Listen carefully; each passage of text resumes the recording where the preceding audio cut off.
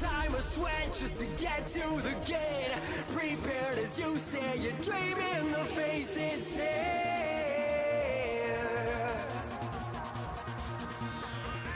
So you throw it all straight into a flame to burn off the nerves and the fear and the pain, it's here.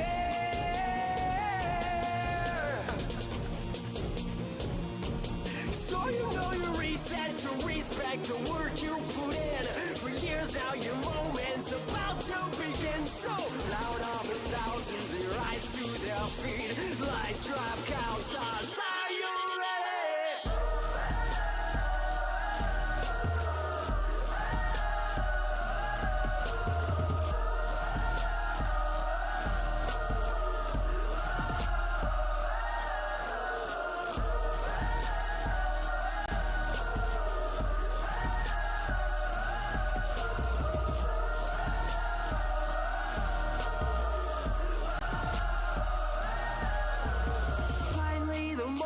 You begged for is here, built on the pride of the death of the fear. Well, some fold and some raise and some never play. No need to look when we know we're going all in.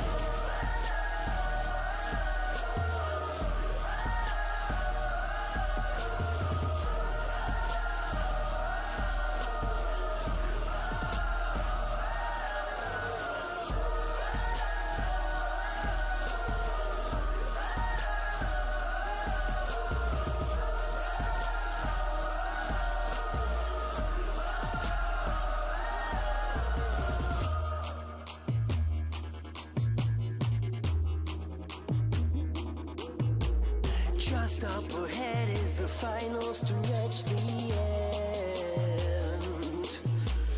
Desperate, you can't quit, you reach down within. Remember the mountains, you move with your friends who gave it all up just so you go all in. While others you love gave you up from the shame. Promise yourself that you prove them all wrong. Cause since day one you've known just who you are in. Now all the thousands rise to their feet. Lights drop, count starts, are you ready?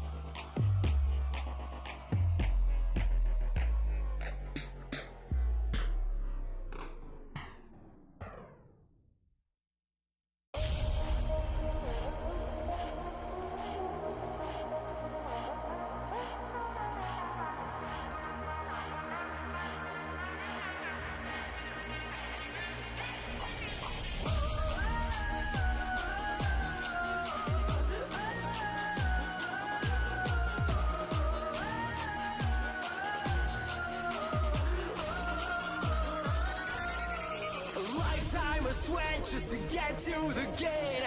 Prepared as you stare your dream in the face, it's here.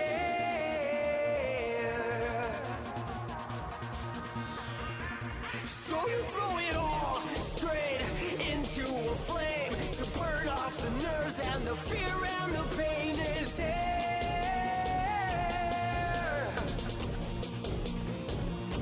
So you know you reset to respect the work you put in. For years now your moment's about to begin. So loud on the thousands, their eyes to their feet. Lights drop, count stars, are you ready?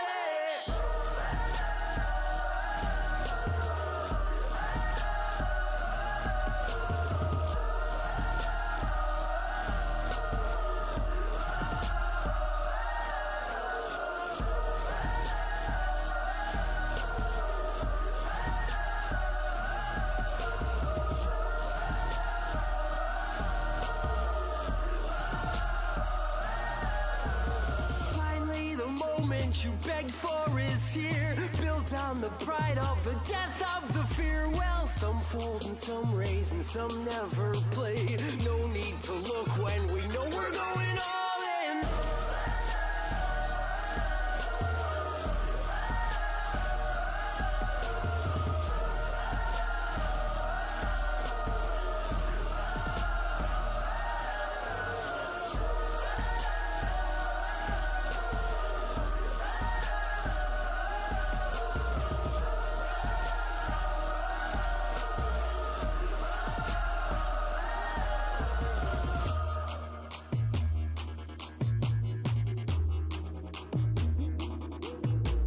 Just up ahead is the final stretch, the end. Desperate, you can't quit, you reach down within. Remember the mountains, you move with your friends who gave it all up just so you go all in. While others you love gave you up from the shame. Promise yourself that you prove them all wrong, 'cause since day one you've known just who you are. And now all the thousands rise to their feet. Lights drop, count starts. Are you ready?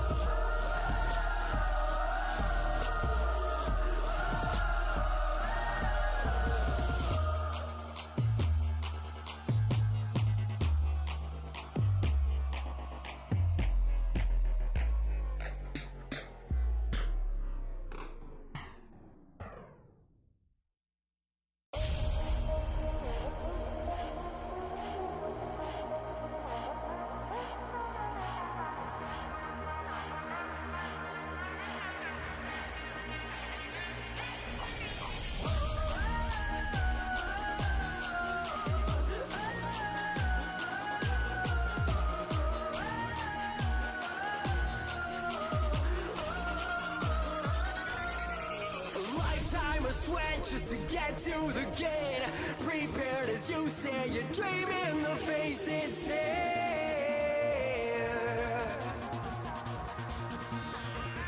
So you throw it all straight into a flame to burn off the nerves and the fear and the pain. It's here.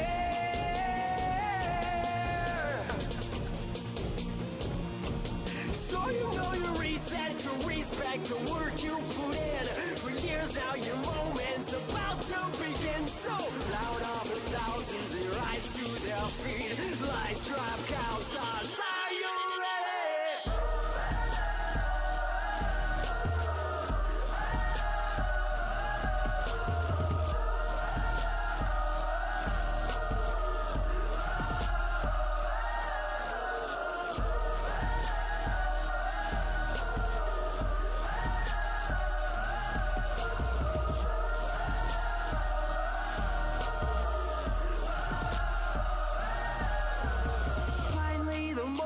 You begged for is here, built on the pride of the death of the fear. Well, some fold and some raise and some never play. No need to look when we know we're going all in.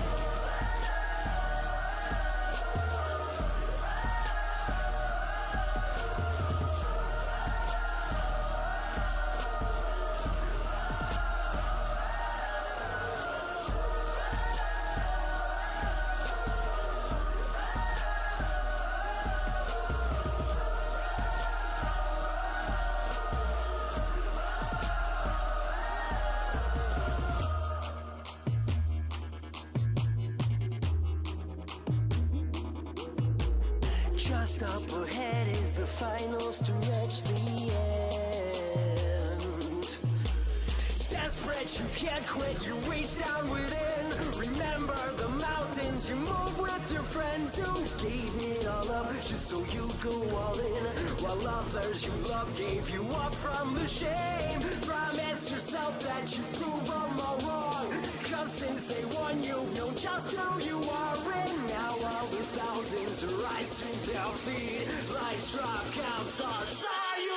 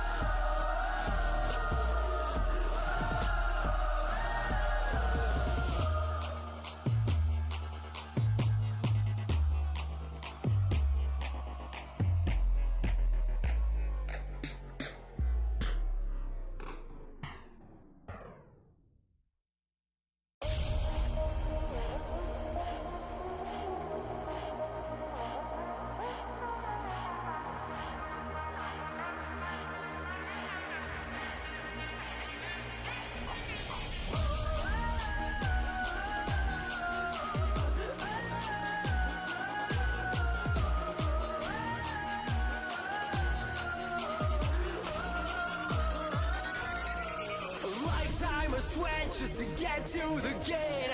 Prepared as you stare your dream in the face, it's here.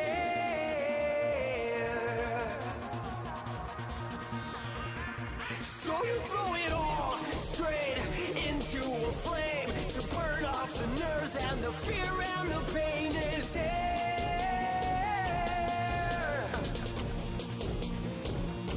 So you know you reset to respect the work you put in. For years now your moment's about to begin. So loud of the thousands, they rise to their feet. Lights drop, counts stars. Are you ready?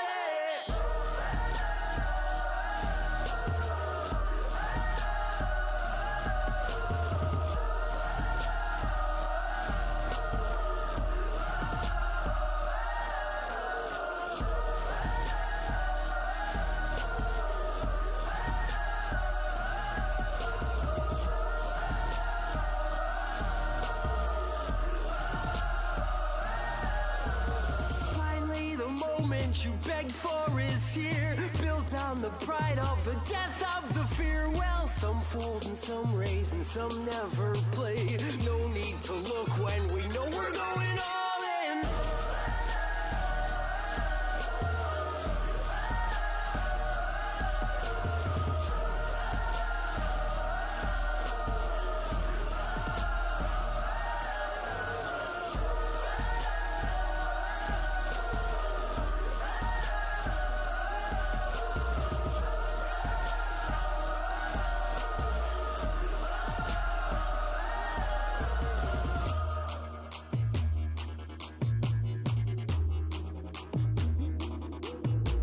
Just up ahead is the final stretch, the end. Desperate, you can't quit, you reach down within. Remember the mountains, you move with your friends who gave it all up just so you go all in. While others you love gave you up from the shame. Promise yourself that you prove them all wrong. Cause since day one you've known just who you are. And now all the thousands rise to their feet. Lights drop, count starts. Are you ready?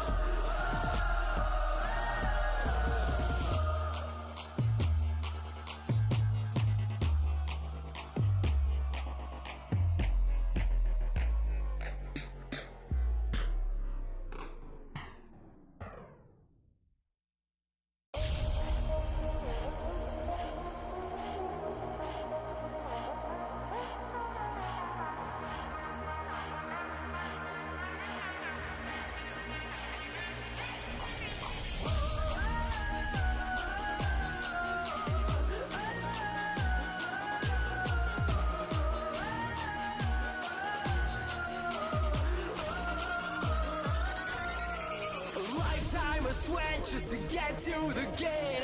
Prepared as you stare your dream in the face, it's here.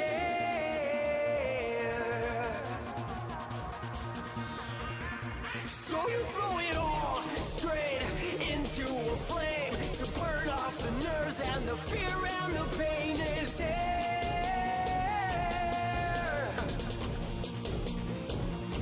So you know you reset to respect the work you put in. For years now your moment's about to begin. So loud of the thousands, they rise to their feet. Lights drop, count stars. Are you ready?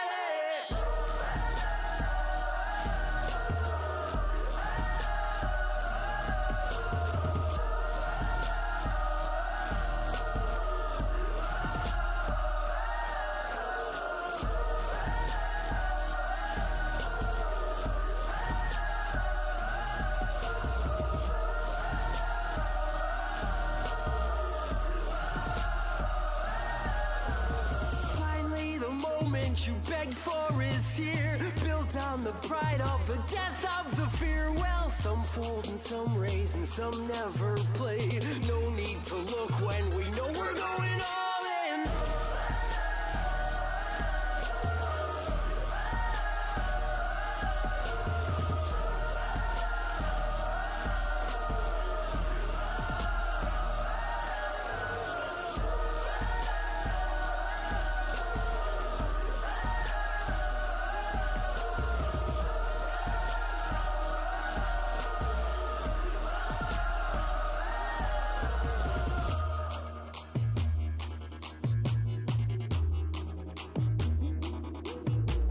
Just up ahead is the final stretch, the end.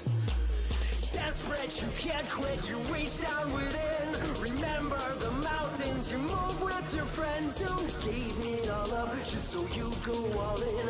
While others you love gave you up from the shame. Promise yourself that you prove them all wrong. Cause since day one you've known just who you are in. Now all the thousands rise to their feet. Lights drop, count starts, are you ready?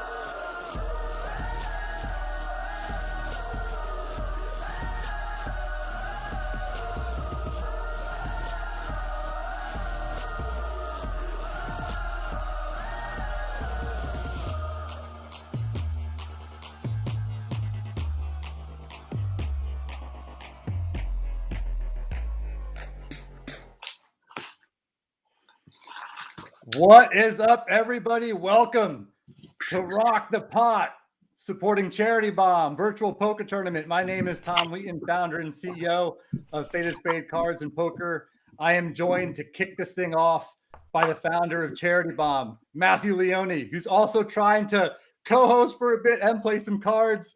We're going to get to know Matt. We're going to hear all about Charity Bomb. But we just want to thank everybody for tuning in. We want to thank everybody that donated for the cause.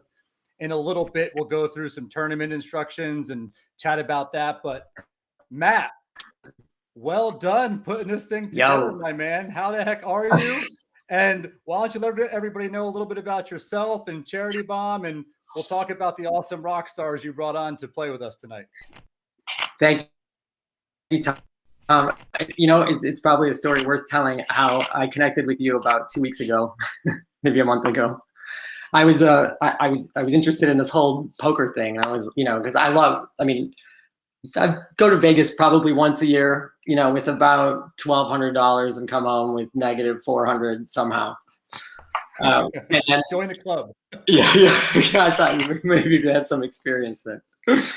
So I got interested in it, and I found Tom Wheaton, like your name just kept coming up everywhere, above the Felds and then Faded Spade and then all these like boss players. And I was like, he's an agent for these homies. Like I know how it goes from being in the music business. And so I was trying to get your contact, and I found a journalist who wrote an article about you. And I emailed him. I was like, do you know this cat? Can you connect me with him? Shout out to Ronnie Straczynski from Card Player Life. Yeah. It's so funny that you found us that way, because Faded Spade has been in business for 4 years, right? And we pivoted to this virtual poker for fundraising like a year ago. Yeah. But this whole above the felt like marketing agency, talent agency, we started like 3 months ago. It's one of those, hey, let's see what happens. So it's so cool that you found us that way too. Oh, that's great. Yeah. Well, it's already a very, very fruitful partnership, and we're thrilled. And all of our musician homies. So yeah, Charity Bomb we're a music centric organization. We serve the mental health space, and more specifically, we're a preventative mental health solution for children. So, children are the most important thing in the world, and probably in everybody's world.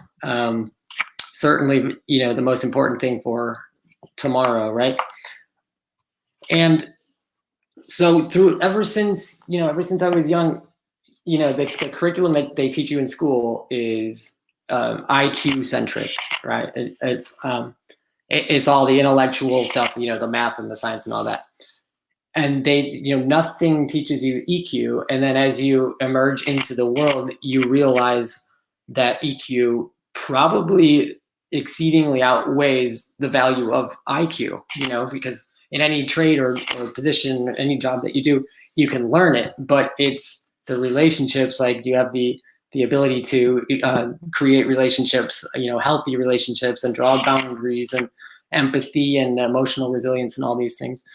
So anyways, the further we went down that route, we discovered that there is this curriculum, this EQ / social emotional learning. Yeah, we focus on a very specific subsect of it, and what we do is we create EQ, SEL modules for children to instill confidence, empathy, self-awareness, emotional resilience, while avoiding the pitfalls of addiction, anger, depression, all that. And really, this education is invaluable, and it sets you up for, it teaches you just how to be a solid person, and it's invaluable. It really sets you up for a way better life. It's so meaningful, when we connected and I started learning about Charity Bomb, right? I mean, yeah, of course, it's cool to have a lot of the rock stars who are going to be playing, right? And we'll talk about them in a minute. But the purpose and mission of what you guys are doing is like near and dear to our heart as a company, right? Like, I have a 7-year-old and 9-year-old, and just coming through the pandemic and seeing how it affected them and coming out of it and how it affected them, you really got to focus on mental health. And with kids who are 7 and 9 going through school nowadays and starting to experience bullying, right? Or anxiety about testing and things like that. As a dad, right? You learn almost on the fly how to really like handle those situations, and the support that you guys are giving to kids and youth who are dealing with this, it's almost like a new normal, I think, is just extremely purposeful and meaningful, man. And kudos to you and your team for getting this started. Thank you, man. I really appreciate that. And, something that you brought up really is like the most important thing right now, as we sort of, reemerge from this whole, COVID thing. I know everybody is sick to death of that word and the whole thing. But it would be so easy to neglect the impact that it's had on our kids. But oh my God, what they've had to endure as a consequence of this is something that needs to be attended to. Just being hammered with, the fears and anxieties of this virus, and then the isolation of being in a lockdown, and the loneliness, and then they're not socializing. Can you imagine missing a year or year and a half, or who knows really, of school at this point? So that's what this serves. Like, what we do, we're trying to help that sort of constituency. We're trying to help, galvanize and fortify the well-being of our kids. I love it. And I want to get into your personal journey and story about kind of the why, behind starting this, if you want to share that, because I think it's an amazing story, right? And I think one that should be told. But before we do that, let's talk about poker for a little bit, okay? Because I want to make sure we get the stuff out there. So you're playing, your table is up, man. I'm pretty sure. I'm gonna ask producer Brent. I think it is. We got Chris Moneymaker playing, right? We got Nick Hexum was just on with us before the show talking a little bit. He's playing from 311, right? We got Jesse Hughes from EODM, Scotty in from Anthrax, Nick Wheeler from All American Rejects. I'm going to say Nick Hexum again because I'm super fan, right? Fletcher, Dragge, if I got that right. Alec Torelli, professional poker player, is going to join us.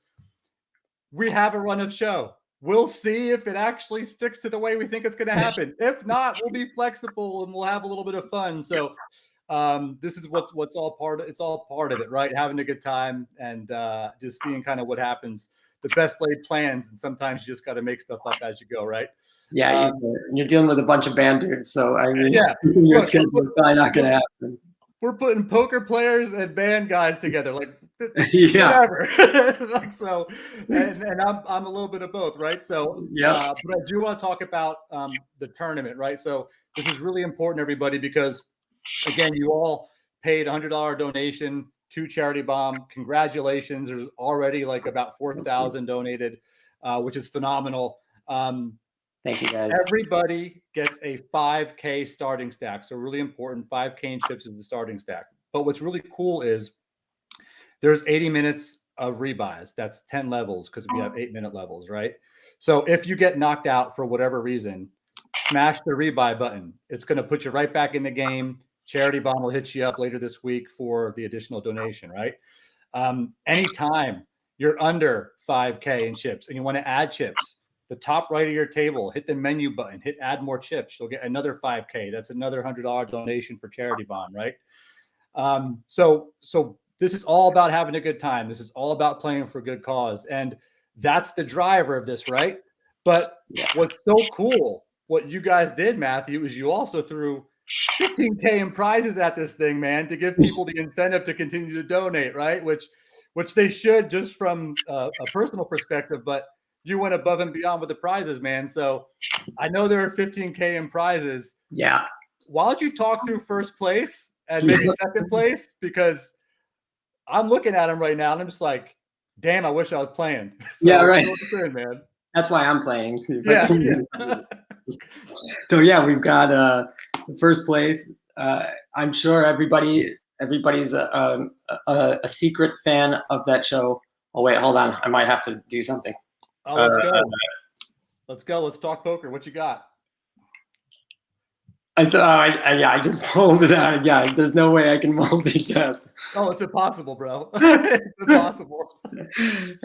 Okay, so there's that show Below Deck or something, or Below the Deck. You familiar? Heard of it? Yes. It's some private yacht. It's like the crew of a private yacht. Anyways, so our first place, our winner for this tournament will enjoy a private yacht trip for 2 around Spain and Portugal. Amazing, man. Amazing. And then, yeah, so like, here's the deal, guys. Like, as you're playing, right? If you bust and you're upset about it in the first 80 minutes, just get back in there, right? Yeah. Below the 5K starting stack, go to menu, add more chips. There's also going to be an opportunity after the 80 minutes during a break to do what's called an add-on. So we'll go through those instructions later. You'll also see them in the poker client sent to your tables, but you'll be able to add on like 10K more chips in 80 minutes at the break. So again, that's going to be a donation to Charity Bomb. And this is all for coming together, like we talked about, for mental health and our youth.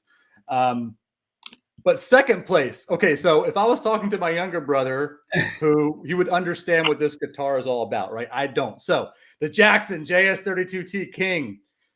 Solid body, electric guitar. So fill us in about this thing, man. Yeah, well, that giveaway is inspired by one of our players tonight, Mr. Scott Ian. He plays a Jackson, Scott has been just an outstanding friend of the organization from the jump. Like, we do this show called Strange 80s annually in Los Angeles. Wait, hold on. I have something I've got to play. Hold on. Let's do it, man. You play, and then we'll pick it up about that show. And then also there's another prize, 2 tickets plus VIP passes to the Aftershock Festival. So then you've got some other prizes. We're giving away Faded Spade cards to everybody at the final table. And it's just, you guys really put something special together for this, man. Thank you, man. Again, it was like a total collaboration with your unbelievable team over there at Faded Spade. All right, so give us the lowdown. You're in the hand right now. Yeah, hold on. I think. I love watching people try to be on video and play virtual poker. I bet you do. I see, Larry. What do you got over there? I'm looking at a board right now of 8, 9, queen, 2 hearts, and I'm seeing Larry just called 10K in the pot. 5 of hearts just hits. Oh, Leona, you're down to 125. This is going to be really interesting to see what you do. King 10, ace queen. Oh, I don't think you hit. Nope. No, I don't think I did. I want to rebuy. Come on. Hit that rebuy button. You were just missing the jack, it looks like. Wait, so do you know what I have? Yeah, Or what I had? no, I saw it on the screen. The cards flipped up, so I was able to look at it there. But no, Okay. there's no God mode. I don't know what everybody has. That's amazing. Everybody on the live stream was able to see the hand play out. They can't see the whole cards. Got but it. they Got can it. see Okay. the So hand play out. Well, I can't tell you what my style is, but there's a long game. I mean, come on. Like, here's the deal. Let's give some like pointers to people. This is like a charity tournament, right? This is kind of like a turbo. You're going to have some good play for the first hour, right? But the way to win these things is to be aggressive. So you want to get in hands. You want to mix it up. You want to push with your strong hands. You want to try and bluff people out. And then if it doesn't work out, whatever, you rebuy and you donate. I mean, come on, right? Yeah, I thought people would be intimidated by my novice enthusiasm, and then everyone would go out, and then I got stuck. So talk to us. Do you play poker a lot recreationally, or just dabble in it? I just dabble. Usually, like when I go to Vegas, I'm a blackjack type of cat. Yep. But I never win, so I don't suppose I'm any sort of cat. But yeah, I do like some Caribbean stud. Let me go in on this. All right, I'm watching right now. I'm looking at the table. I'm looking at the stream. On the left, I'm checking to see who we got playing on the left. I definitely see Nick Hexum. Nick, I see you're down to 925 if you're watching. It's all right, man. If you bust, just rebuy, bud. We're going to have you in this thing when you come on stream. And speaking of that, like, I know we have a run of show. I know that Scott Ian is supposed to join us shortly. Hopefully he has the link to join, right? And if he doesn't come on in 5 or 10 minutes, maybe you could text him or whatnot. Oh yeah, Hexum. Oh yeah, Scott is supposed to come on soon, so we'll see how that works out. And then look, if we've got to mess with it and move stuff around, that's cool too. But while you're doing that, Matt, while you're playing and texting and co-hosting right now, why don't you share a little bit about that personal journey, that personal story that kind of inspired you to start this whole thing? Because I know you went through something pretty traumatic in your life. I did, yeah. So okay, so Nathan is my partner, and we co-founded Charity Bomb together. He's also my twin brother, and we play in a band together called Medina Lake. So we were on Roadrunner. We put out the 3 records, and put out 2 records, and we had the good fortune to tour the world. Supporting those, we were one of those bands that's literally bigger in Japan, right? Right. Love it. Japan, Australia, UK, and Europe. Those were our markets. Hold on, I'm just gonna fold on this cat 1 second. Sorry, I was holding up my table. No, I got you, man. All right, so yeah. Anyways, we were at home in Chicago writing our 3rd record. I was leaving a writing session at Nathan's. It ended around midnight. I took 1 step out of his building, and I heard a woman screaming for help. And I was like, oh, shit. So I ran towards the sound. It was like across the street and up the block, and there was a woman laying on her back, just covered in blood, and a man on top of her strangling her and punching her. And so, I mean, I'm not a terribly intimidating fellow, clocking in 5'6", maybe 118 pounds all in. Right. And I intervened. Long story short, I did rescue her, but in the process, he clocked me in the grill with a rock. If you see, I've got the scar here. Oh my gosh, yeah. So I was in a coma for a week, flatlined a few times, and then when I woke up, Nathan, he was right there, and he was like, it's good news that I sprang out of it, because that was not a likely part of the prognosis. Right, man. But he told me that it was like #1 trending on Twitter, and basically that people around the world really came.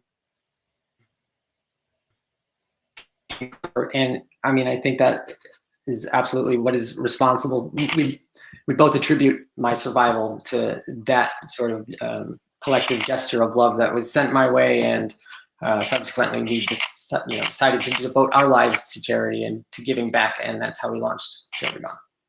Ah, man, I don't even know what to say after something like that, right? I mean, to have the courage to go try and help someone in need and to be successful, and then for yourself to be put into harm's way. I am with you in those types of situations. It's love and support and blessing and God's favor and all these things that come together, and it's so good to hear that you pulled out of it, and going through that suffering seems to have changed the course of your life a little bit too, and like what you're focused on. It absolutely did.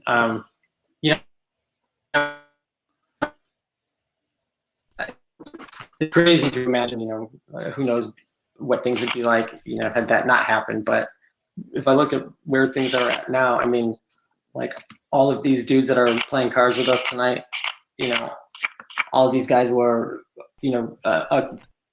like Scot, for example. I met Scot when he did our Strange 80s show in Los Angeles that I was telling you about earlier. Right. So we wound up doing like the first two, and then we've just become friends. So like we went and had dinner together when Anthrax was playing in Manchester. And it's just been, there's been so many unbelievable experiences that sort of emerged as a consequence of me going down. So happy to do it. Right. And here we are. Right. And what's so funny is like, you talk about how connected you are in like the music industry, right? And how you've met so many people from different, you didn't say these words, but different walks of life. And I'm assuming that, right? And it's a lot like the poker industry, right? Where music is, I feel like, the great connector, right? Absolutely. Where like, right. And it doesn't matter who you are, where you're from, if there's something that inspires you about the music, then you have that commonality. And poker is very much the same way. Like you come from all different walks of life, different countries, different races, religions, nationalities, whatever. And people are all sitting around a table playing something they love and have a passion for, right? And it just connects people, like, totally.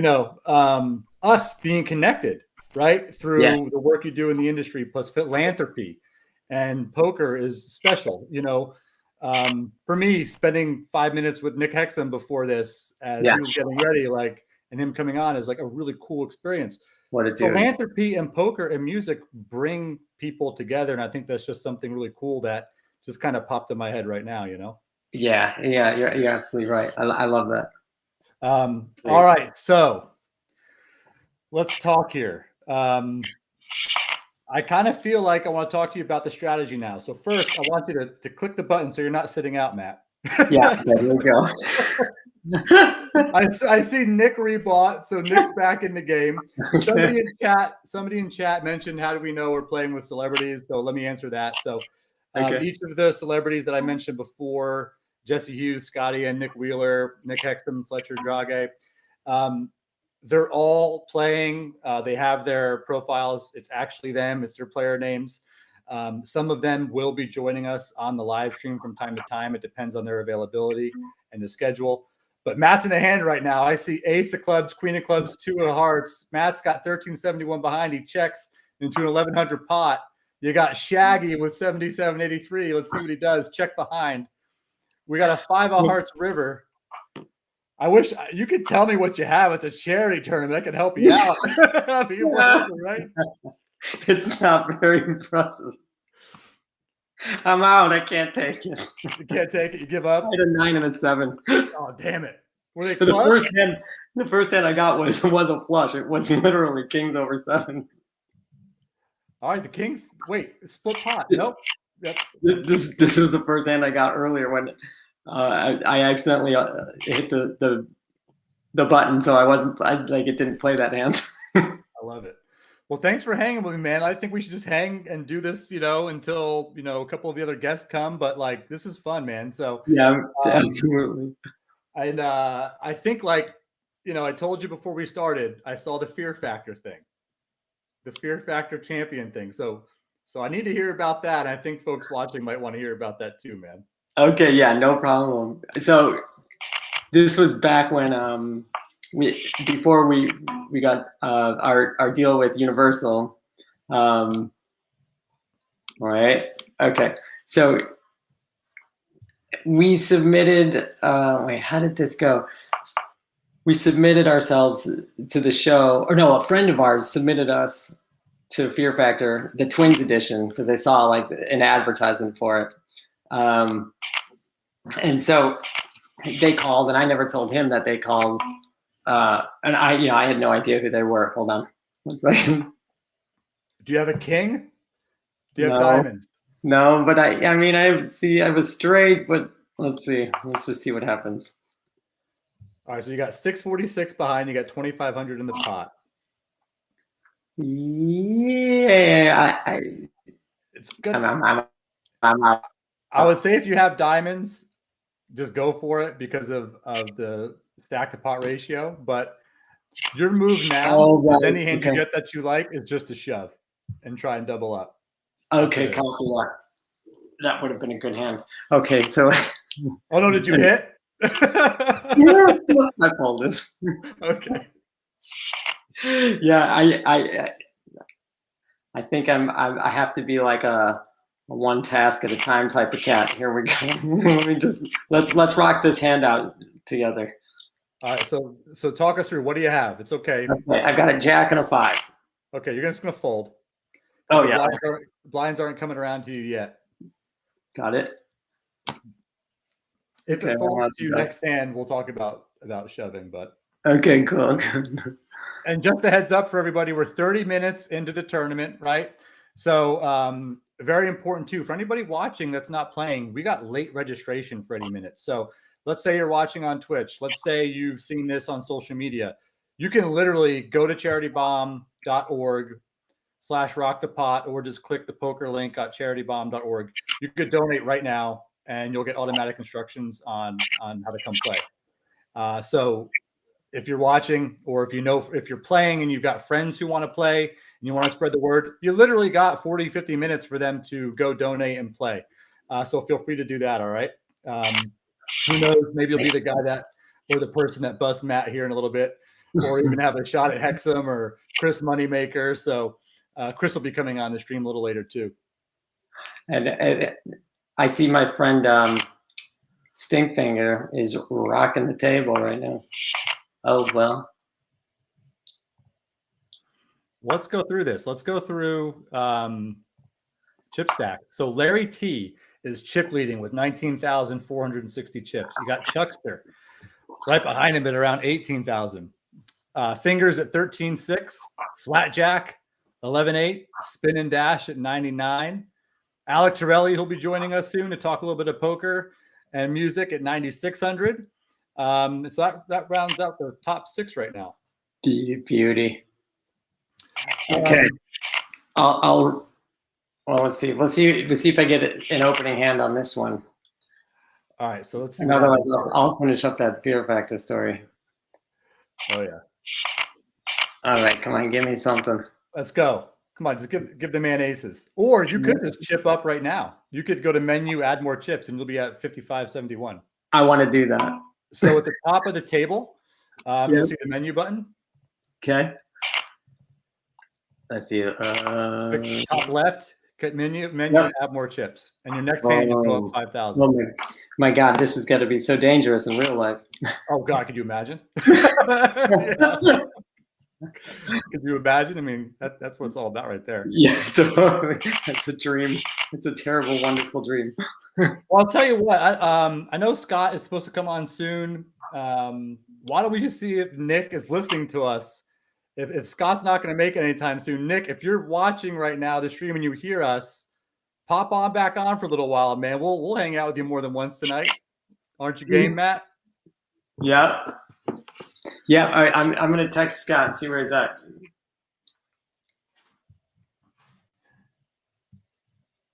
Yeah, it's funny. So we'll do these a lot, right? And it never goes the way the run of show actually thinks it's going to go. So it's always ad-libbing and moving and figuring things out. And what's so cool is that you're here with me, right? So normally it'll be me and like a poker friend or somebody, but or me and like someone from the company. but thank God you've got this great personality, and we can hang out and talk and try to be a little bit entertaining for folks while we watch. Yeah. So, yeah, like, okay, so those strange shows with that I do with Scott in LA. What it is actually Nick has been to a few of them, but it's I get like 20 of these rock stars to form mini super groups and cover sets of like the 80s or 90s, whatever the theme is, and then we decorate the venue for a fully immersive experience. So like we try to recreate the actual atmosphere of the 80s for Strange 80s, and then all the little super groups are covering 80s songs. And last year, the band that was supposed to go on next, they weren't even in the venue. They were out to dinner when the set before them ended. So I had nothing. Can you imagine? A sold out room was 1,800 people in there, and I had no artists in the building. I mean, I was calling everybody. So this run of show this actually seems very organized and nice to me. Hey man, it looks great on paper. Yeah, exactly. I sent a message on Nick's table too. I'm like, yo, if you see this, come on back on, bro. He's like, I don't want to go back on. I want to win this tournament. Yeah, really. All right, so I'll flesh out this Fear Factor story. So, anyways, a friend of ours submitted us, and as a joke, obviously, and then we accepted and went on the show as a joke, and you can still find it on YouTube, this Fear Factor episode. So Nathan and I, like I said, I mean, we're 5'6", and I might be exaggerating. It might be 5'5". Yeah, they told us, like the casting people, are like, we want to try something new. We're going to go in a new direction, so we want to invite you guys on the show. I didn't know what that meant at all, but we got there, and I mean, it was 3 other sets of twins. 2 of them were like, I mean, all of them, they were like triathletes, these like picturesque type of competitors, and we were obviously the underdogs by a landslide. And what they didn't know, those were some losers. We don't like to lose. So we went through the first 2 stunts, and we won them. The other twins start dropping out. In the 3rd stunt, though, we were before the 3rd stunt. After we did the 2nd one, we went back to the hotel, and I woke up in the middle of the night, and Nathan was crawling to the bathroom, and I was like, where you going? He's like, I think I'm gonna go to the hospital. I was like, yeah, I'm gonna go with you. So they actually called an ambulance.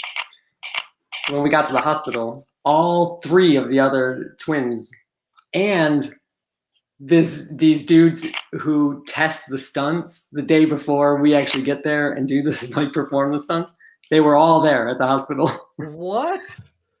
We had to swim in a trench filled with dead cows' parts, the livers, the spleens. What did they expect? Everyone's gonna wind up in the hospital. Exactly, and that was always the part that we didn't consider when we were like, oh, this will be funny, let's go on the show. So we all got cellulitis, which is like a flesh-eating disease. Oh my god! And mine was the last of everybody. Mine was the last to stop. So everyone got like these abrasions on their body, or contusions. And so mine, then they were tracking the infection. They were watching like the infection go up the vein, and if it gets to your heart, you're done. And they just pumped me full of they flew someone out from Mayo Clinic. Oh man. Anyways, so they managed to stop it, and then they sent us home for a week to recover, and then we had to go back and do the last stunt. But we won. But you won, so what? What's up? What's up there, cow parts? Come on, bring it. We won. So Forget this flesh-eating disease. We're gonna win this damn thing. Yeah. Well, cool, man. I appreciate you sharing those stories, and I'll do another poker run through for everybody so you can get back in the game a little bit. While you're texting Nick and Scott and seeing if they have the link and are able to show up, we'll just keep talking through this. We'll share some more stories, learn more about Charity Bomb. Scott's playing. Yeah, I see him playing. And I know Brent sent the link, so he'll have that. But let's talk more poker, guys. So here's the deal. We're 42 minutes in. All right. So what is that? 8 minutes times 5. That's about 5 levels. You guys have like about 5 more levels for rebuys and chip ups. So again, process, guys. If you get knocked out, smash the rebuy button. $100 donation back to Charity Bomb. Again, if you're below your 5K starting stack and you just want to add chips right now, you can go to that menu button in the top left and click add more chips, and 5K will be added to your stack. I see Mr. Hexum just wins a pot, 1375 chips up to 6,600. Nice job, Nick. Look at Mr. Hexum, 311, becoming the table captain over there on his table. Hey, Tom, what do I do if I have something interesting? Okay, what you got? Talk to me about it. It's a charity I just have 2 pairs. Okay, so what do you have? I bet a 10 and a 3. Okay. Well, this is going to be tough. Yeah. Here's why. There's 1, 2, 3, 4, 5, 6, 7 people in the hand. A bet and a call. Oops. Somebody could have a 4 and have you beat. Somebody could have an 8 and have you beat. I probably see if you can smash a 3. But if there's more action in front of you now, I don't know that a 3 is going to be good. Right. I think someone's either going to have an 8 or a 9 or a 4. I think you're right. I think you have to fold for 4,000. I'm out the dough. I'm going to say he has something like 8-7. What do you have? You're not going to see. He didn't show. Oh, geez, I've got something really good. Wait, what do I do? Okay, what you got? Bullets. Okay, make it. Someone just called for 400, so I want you to make it 1,000. We're going to try and induce that person that called for 400 to raise you. You'll definitely get a call. So make it like 1,000, 2.5x. Wait, okay. How do I do that? Just hit raise. Okay. Raise to 800, raise to 1,200. Oh, I got it. Make it 1,200 or 800. Yeah. Okay. But just don't fold. Don't sit out. Go ahead and do it. I'm in. There you go. 1,200 is fine too. 3x is fine. You should get a call to charity tournament. If he limped from first position, he's probably calling. Oh, come on. What are you doing? Well, there you go. You just increased your stack by 15%. Wait, what happened? He folded. What happened? Folded. You did. You won. You won the pot. Oh, I did? All right. Yeah. Sometimes it happens. But when you have a hand like aces or kings or queens, like when you have that type of big hand, you want to raise the pot and get a couple callers to try and win a monster, right? Yeah, right. So you want to creep up, right? Typically, 2.5x is fine, right? Like even 800 would have been fine. He probably wasn't going to call anything. The problem is if you have aces there and you just call, what's going to happen is you might get 4 other callers at the table, and now those aces are easy to crack, right? They're easy because you're up against 4 or 5 players. Got it. So with aces, kings, queens, you essentially want to be up against only 1 or 2 players, right? Yeah. Okay. Right. In a perfect world, what he would have did is just shoved over top of you, and you would have snap called.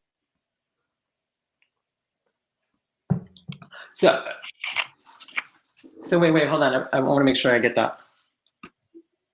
So the strategy wouldn't be to try to keep everybody in. Correct. Wow. So with a big hand like aces, kings, and I'll have Alec talk about it too, but with a big hand like aces, kings, or queens, it's more vulnerable against more people, right? Because if there are more people in the hand and the flop comes out, there are so many other hands in the pot that there could be a random 2 pair. Someone with 10-7 or 10-8 could hit 2 pair. There's going to be a lot more opportunities for people to hit straights and flushes.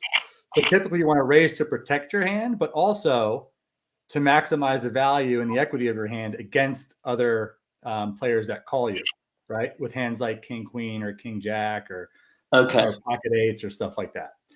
It's it's definitely the more people in a hand, when you have those big hands, the more vulnerable that hand is. Got it. And the less you'll actually win with it. Okay. I see that Mr. Moneymaker's table is up, who's actually in position on Mr. Torelli. That'll be fun. I also see Father Badass is at that table. That's Jesse. Yeah, which is the coolest freaking nickname I've ever heard. He's like, he's I'm gonna be like, I'll be like, all right, kids, here's the deal. Tomorrow, all day, you have to call me Daddy Badass.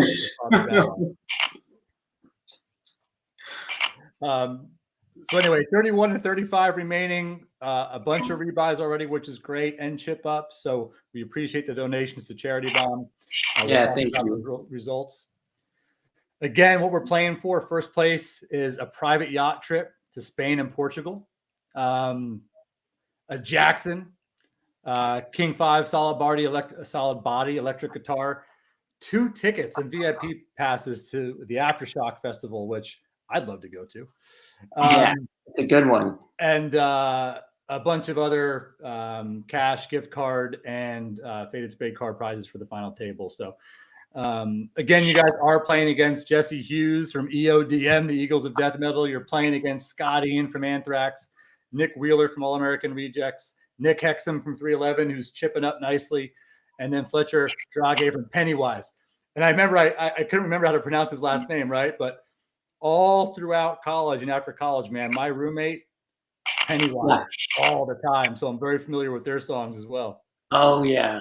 Yeah, they're one of those. I mean, there is some serious talent playing in this poker game. I mean, from, Anthrax, Eagles, Nick Wheeler from All American Rejects. Absolutely. All of our guys, I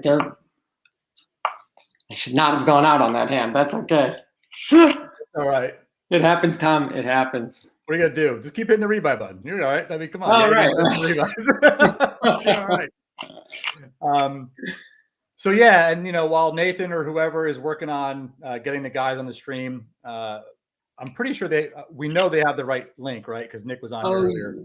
But while he's working on that in the schedules, let's talk through that topic for a little bit. Because I think it's a really important topic. One thing I noticed is that the majority of folks playing in this, right, who are supporting this, they're all with bands that have been together for a really long time. Right? And there's to me, that's extremely unique. Like when you think about 311 and Anthrax, right, and you think about Pennywise, we're talking 25, 30, 35 years. A lot of these folks have been together, man. And I imagine they've had trials and tribulations along the way, right? And I want to hopefully, they can share some of that journey with everybody. I am told right now, thank you, producer Brent, that Chris Moneymaker, of all people, the man that started the entire poker boom, decides to bust 3 people at one time with what? Ace, Jack, 2 pair? Is that what I'm seeing? Against 4s, against 9s, against Ace, Queen. So there you go, Chris. That is your reward for playing today. You're going to go ahead and knock out 3 people. And it looks like every single one of them rebought. So there you go. That's $400 more. So we need to thank Chris Moneymaker for just raising $300 to $400 more for Charity Bomb in one hand. Thank you. Now I see how you've earned your name. Yeah. Well, it's so funny because people always ask him, is that a real name? Right. And he's like, no, my real name's Smith. But it's really Moneymaker. Right. And you think about if somebody else, if his name wasn't that, in 2003 when he won the World Series of Poker main event, right? And it was Chris Moneymaker, Chris Moneymaker, and that whole poker boom started. Imagine if his name was just Chris Smith. It wouldn't have been the same. And there he is again. There he is again going all in against VBAS 311, assuming 311 fan. And Moneymaker is now over 45,000 in chips, looking to take home that private yacht trip. Loving life right now. And Matt, you are all in right now in the 1,080 pot, 1298 looks like on the side. And I need more here. What you got, bud? You need some help? I got a bullet and a 4. Oh, that's not too. I think wait, come on, give me put up the ace. Where's it at? Nope. It's all right. Smash revive. Oh, let's go get back in there. Revive, please. That's the beautiful part of this, man. We just make it easy. Make it easy. That'll be my last one. Continue donating. Like, who's not going to smash that rebuy button? They want to keep playing, and that just racks up the donations. But yeah, what were we talking about? We were talking about how a lot of these bands have just been together for such a long time, right? And they've evolved. They've evolved throughout all these generations, and it's just so damn impressive. They're legends too. I mean, they've all reached the summit. Okay, after this hand, all right, I'll ping some of these cats and see if we can pull them in. Cool. Yeah, when you get back, I'm going to say chip up right away. This way you get almost 10K in chips, and you've got some chips to play with because the blinds are going up pretty fast. Oh, yeah. Okay. All right. All right, so let's go through while you're doing that, I'm going to go through the leaderboard. The tournament's been running for 50 minutes. That means we got another half hour of rebuys, and at the break we will have the add-on, which we'll talk about. I want to do a shout out to chat. I want to say what's up. I appreciate all the banter in chat. We'll do our best to call out some questions you have. We'll do our best to kind of shout out some funny comments, but appreciate you guys all being here. Your donations are going to just a phenomenal cause with Charity Bomb. Yeah, thank you all for that. It's very, very humbling. The one thing I'm certainly not cut out for. I'm not. I don't have that fundraising. That fundraising sort of vibe. I'm multitasking again. Anyways, asking people for donations and things. It isn't my forte, Tom. You've been wonderful, and everybody playing. You are all wonderful, and we are humbled, honored, and truly grateful. So thank you. Hey man, I don't know what I'm doing either, bud. This pivot to poker for philanthropy has been so meaningful for our company, man. It's such a sense of purpose, dude. More than just marketing and selling poker cards and growing the business that way, and all the momentum we have there is still wonderful, and it's a dream, right? But this pivot during the pandemic, man, like for me and Ryan and Tara and Brent and other folks who support us, it brings a lot of purpose, man. So when you and Charity Bomb and other organizations choose to work with us, like this is what we look forward to, right? Because we know there's meaning in it, dude. So it's all good. I could tell when I was researching your company. I mean, there's a reason that I had a bounty on you. I was gonna find you. There you go, bro. Hey, I'll sign in and play, but then what the hell are we gonna do? Like, I'm never gonna be able to pay attention, and I'll put a bounty on my head. I'll be out in about 2 hands. Give whoever busts me like $100 gift code to fatedspade.com. Maybe I'll do that too. It'll be fun to try and play and host. Never goes well. It's so hard. All right, I swear I'm gonna get these invites out now. Hold on. Yeah, do your thing, man. Or hit up Nathan. Like, Nathan, what's up, man? Come on. Matthew's trying to host, You know what? That's a good call. Nathan's shaking his head at me right now. Like, come on, man. You're the twin brother. You got to help him out. Like, what's up, bud? I'm going to get on him right now. You're totally right. So I just love now Nathan hates me for life. Let's go through here right now. We got Mr. Chris Moneymaker. It pains me to say it. Chris, I love you, but it pains me to say it. You are the chip leader at 36,650. Larry T, about 10K behind you at 25K. Chuckster, 23K. Chevalier, 212. Nick Hexum, 311 at 16,400, top 5. I know he wants to win this thing too. I know he's competitive. I could tell just talking to him for 5 minutes. You got, now he's in 4th. You got Pearl X-Man, Archie Jr., Below Deck, Spin and Dash, Flat Jack, and then Scot and Anthrax rounding out the top 10. So nice job, guys. What I would do if you all are still playing, right, and you're not in that top 10, if you're below your starting stat, menu, add more chips. Let's go. Let's get it. Get in the game. And then if you bust, you got 30 more minutes. So there's only, 25 more minutes for that. Reminder, you're all playing for the private yacht trip. You know what? I am going to late reg. And here's the deal. If I somehow win this thing, I'm just going to donate it back to you guys. So there you go. What a guy. And then if I win the guitar, I'm going to wind up giving it to my brother because he's the musician of the family and was also in a band that we supported for a very long time. And he'd love that. And then obviously the 2 tickets plus VIP passes to Aftershock Festival for 3rd place. So, and a lot more there. And Anthrax is headlining one of those nights. That's so cool. All right, I'm gonna get in on a hand to see if I can't win. All right, I just texted a few of those cats. See if we get someone to jump on. If you need anybody from our team to resend them the link, let us know, right? Or if Nathan has a link, can send it, or you, whoever. Thanks. That OBS Ninja link, we're on it. Let us know. Yep, I just texted it to him. Let's see. You know, Nick is now in the top 5, man. Nick is in the top 5. So I feel like we got to get him back here to tell us about how he chipped up. We got that like remaining. He and Scott are ballers. I know. I'll have to talk to them about Above the Felt Entertainment, man. See if they want to come on board. We're starting to expand outside of just poker players. Celebrities who love poker. We're gonna have a couple actors and comedians come on who love poker, and then also a few sports athletes. It's gonna be fun, man. It's a great cultural meshing, right? It's just awesome, man. And that's the thing. It's just like. And that's the thing. Like I know you say like it's not natural for you to do the philanthropy thing, right? But when you think about it, we talked about poker and music being a connector, but so is philanthropy. Yeah, right? You know, it really is. Do this. It's a funny thing, you know. It's especially when. Oh, who do we have here?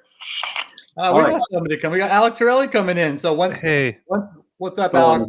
We can't hear you yet, but Brent's going to get you set up, and then you'll come join Matt and I. Matt, do you want to stay on, or do you want to bounce and try and connect with some of the team? Yeah, let me see if I can win a hand. There you go. So Brent, what we'll do is when Alec is ready, we're going to say, "Yeah, I'm ready." Can you hear me?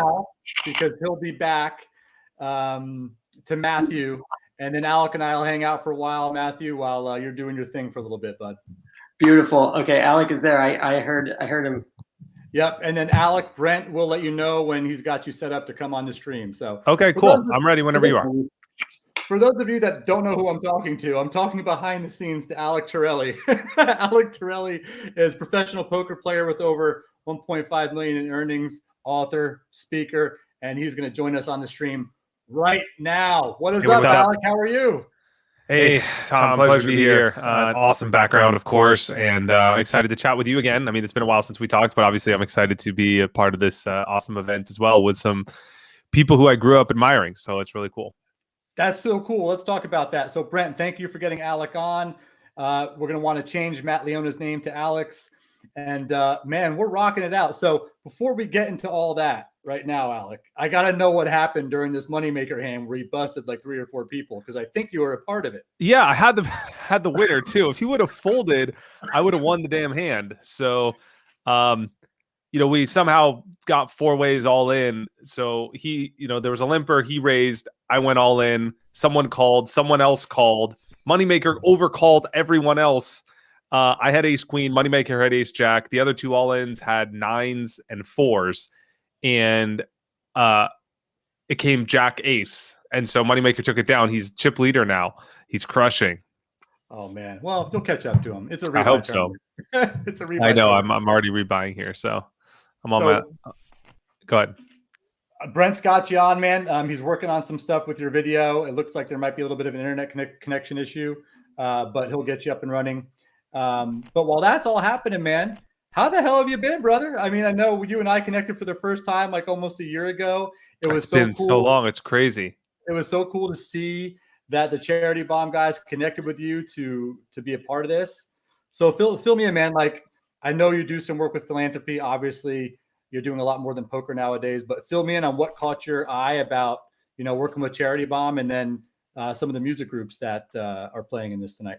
Yeah, I mean, anytime you could do something positive with my image or brand, I'm always for that. And so, a big part of what I was inspired by with, Conscious Poker and just my brand is, giving back to people that weren't dealt a winning hand. And so if I could use my image to help promote that, that's awesome. That's something I'm really excited about. So I'm always up for opportunities like this, very in line with just personal views. So that's great. And yeah, I've been up to, in the poker space outside in doing poker coaching, training, a lot of investing outside of poker as well. Then my project that I've been working on 2020, 2021. And so, yeah, these bands are awesome. So, I mean, growing up listening, I'm 34. So growing up in the 90s, listening to like punk rock, it's like, this is like people I grew up listening to, Pennywise. And I grew up listening to some Anthrax and Rejects especially. And hang on, I'm about to be all in here. So 1 second. But yeah, it's really cool. 311, like, I mean, that was like one of the first rock bands I listened to. I was maybe like 10, because they were big in the 90s. And so it was cool. It's cool to see that they were part of this lineup. It's like all-star team. I know, it's pretty awesome, man. They're all coming together for Charity Bomb, supporting the mental health of our youth, which is great. I think we've raised over 5K so far, so we're well on the way to the goal. And it's just cool to have you here, man. So yeah, thank you. You're all in with Ace King versus Yeah. Queen 7 versus Ace 10. It looks like you held. I held. Thank goodness. It looks like you got a 13K pot coming your way. Yeah, I do. And boom, you could talk through the hand too. There's a little bit of delay on it. Yeah. So basically, we had a limper. I had 8 big blinds shoved with Ace King. Got 2 callers, one with Queen 7, one with Ace 10, and Ace King held. That's nice. How does Ace King hold, man? Come on. I don't know. Ace Queen lost. Ace King was good enough. So, how much poker are you playing these days, man? And where are you living at now? Where are you located? I've been spending time in SoCal. Hang on a second. About to be in a big hand here. And so I've been coaching out here. So clients I'm working with in this area and seeing family as well. And then working on my poker academy, which is virtual, but a lot of people that joined that. So that's been fun. And then playing less poker, obviously with everything going on. I did play a few times at Commerce and whatnot, but just playing less than usual. It was a struggle to get a 10-20 game. So it's like I go there to play, but it's, not the most exciting environment to play poker, frankly. So, and then, yeah, so it's just been tough to get games going on. So I've been played online quite a bit in the beginning of the year. But, not super big games or anything too exciting. So just doing it for fun, frankly, and just to get my poker fix. But you said you were going to be in a big hand with the Rockets. Looks like you held again against King. Look, that was a small tell, by the way. That was a small tell. I was like, hang on, guys, I can't talk. I'm going to be in a big hand. and what's so cool is within the first 5 minutes, you've already helped raise another $300 for Charity Bomb. Yeah, I'm busting people. I'm busting people left and right. That's why they need to put pros in, because then, you take your plus EV spots and bust people and you make them rebuy. There you go, man. So fill me in, man. So I know you got a poker academy. You talked about, obviously conscious poker. So why don't you kind of give a little highlight of that for folks and what you're doing? Yeah, so a high-level overview is it's really a poker business course. So there's really 2 ways to improve at poker. You could be better at playing the game of poker, which is the strategy, game theory, ranges, fundamentals, that whole thing. Or you could be a better poker player, which is the mindset, your bankroll management, your tilt control, your focus, your discipline, playing your A game, your consistency, your poker routine, your lifestyle, etc. And I really believe that it's a marriage of these 2 things that makes one a long-term successful poker player. And so the academy is really built with this principle in mind. We help people be better poker players by helping them build a solid poker business plan from the ground up, with the goal of helping them turn poker into a profitable side hustle, which is frankly what most people want to do. Most people don't necessarily want to quit their job and play full time. Maybe they will do that in the future in a phase 2 or phase 3. But first we have to get them profitable, and we have to get them making sustainable side income, consistent side income, typically a couple grand a month. So that's the goal of the program. And then we work in tandem to help them build that business plan and be better poker players, all the mental game and that whole thing, and be better at playing the game of poker through strategy. So it's an 8-week program, 40 modules, worksheets attached to each one, group coaching calls with me, a private community monitored by myself and a conscious poker coach, a lot of support there to help people on their journey. And you can visit alex.academy to learn more, or consciouspoker.com. You'll learn more about it. But yeah, it's a great program. I really like it. It's really unique compared to a lot of things that are out there to learn poker, frankly. Congratulations, man. That's a big deal, dude. Thanks. Yeah, I appreciate it. How long have you been working on this thing? I first launched it in 2017, but I ran one cohort and it was a lot of work. I was more on my own, and I realized I need to work on building a team to help me manage things and focus on streamlining the content creation process and managing the cohorts and building out infrastructure in my business to be able to run these so I could focus on the things that I love, which is coaching and creating content. And so I started running another one in 2020. I kind of took some time off, was doing some other things too. And I ran another one in 2020, and then I've been running 5 or 6 since then because it's been really popular. They've been selling out, and also with COVID, a lot of people learning things virtually. A lot of people had poker on a bucket list for a long time, and they're like, now's the time I actually want to try and get serious about getting serious. And so it's been a great fit for a lot of people in that space. So yeah, it's been awesome. Way to go, man. And I just I wanted to say I saw Matthew Leone all in with the 4-5, and it looks like he's rebuying. It's all right, Matt. You had third pair. You got to go for it, bro. But used to be cool, did win with the 8. Dude, Alex, it's really cool, man. Congratulations. That's awesome. We also just saw Moneymaker knock 2 more people out. He's at 56K right now. So, you're right, Alec. You got to bring the pros into these things, man. And just the donations keep going higher and higher. So what tips do you have for people for these charity tournaments, right? So think about a tournament like this, right? You got the 5K stack, you got 8-minute rounds, you got rebuys for 80 minutes. And heads up, everybody, that is 10 more minutes of rebuys and chip up. So if you get knocked out, if you're short stacked, be sure to do one of those 2 things before the add-on period. Yeah. But what type of advice would you give for people where you get some good play for the first 40 minutes to hour, but blinds ramp up after that, man? Yeah, definitely. I mean, if you're rebuying right now, you have 5K and the blinds are 400, 800. So it's almost doesn't, it's just a gamble to rebuy right now. So frankly, in the later stages of the tournament, if you're short and you're rebuying, you got to get lucky. I mean, you have to know the basic strategy, the fundamental strategy of when to push and when to fold. It's called push fold. Yep. We have free charts available at Conscious Poker. You could download them. But that's really important. Know how to play short stack tournament poker. And that's a game that is frankly solved. So there's a way to play that perfectly. If you memorize the push fold charts, you can actually know how to play. But in the early stages, there's still some room for playability. You still have 100 big blinds, which simply means you have 100 times the big blind. So if the blinds are 25.50, you have 5,000 chips, which is 100 times that $50 big blind. You can play a lot of poker. So there's a lot of post flop poker. It plays a little bit more like a cash game. And even as the blinds go up, you still are at 50, 40 big blinds, which is a standard for a tournament. So it's really basically the way to think about it is condensing an entire tournament duration into a shorter time frame. So you're going to move through the phases, early, middle, and late stages of a tournament much faster, but there's still strategy at each stage, and it's important to be adjusting to each stage of the tournament. For those that want a more resource, we have a series at Conscious Poker on our YouTube called Playing the Various Stages of Tournaments. There's early, middle, and late stages. So I'll find the video how to play early stages of a poker tournament. If you Google that, I'm sure you'll find it. We have an early stage, middle stage, and late stage strategy. So yeah, just Google how to win early stages of poker tournaments, and you'll find our series on that subject. That's really cool too. And yeah, for sure.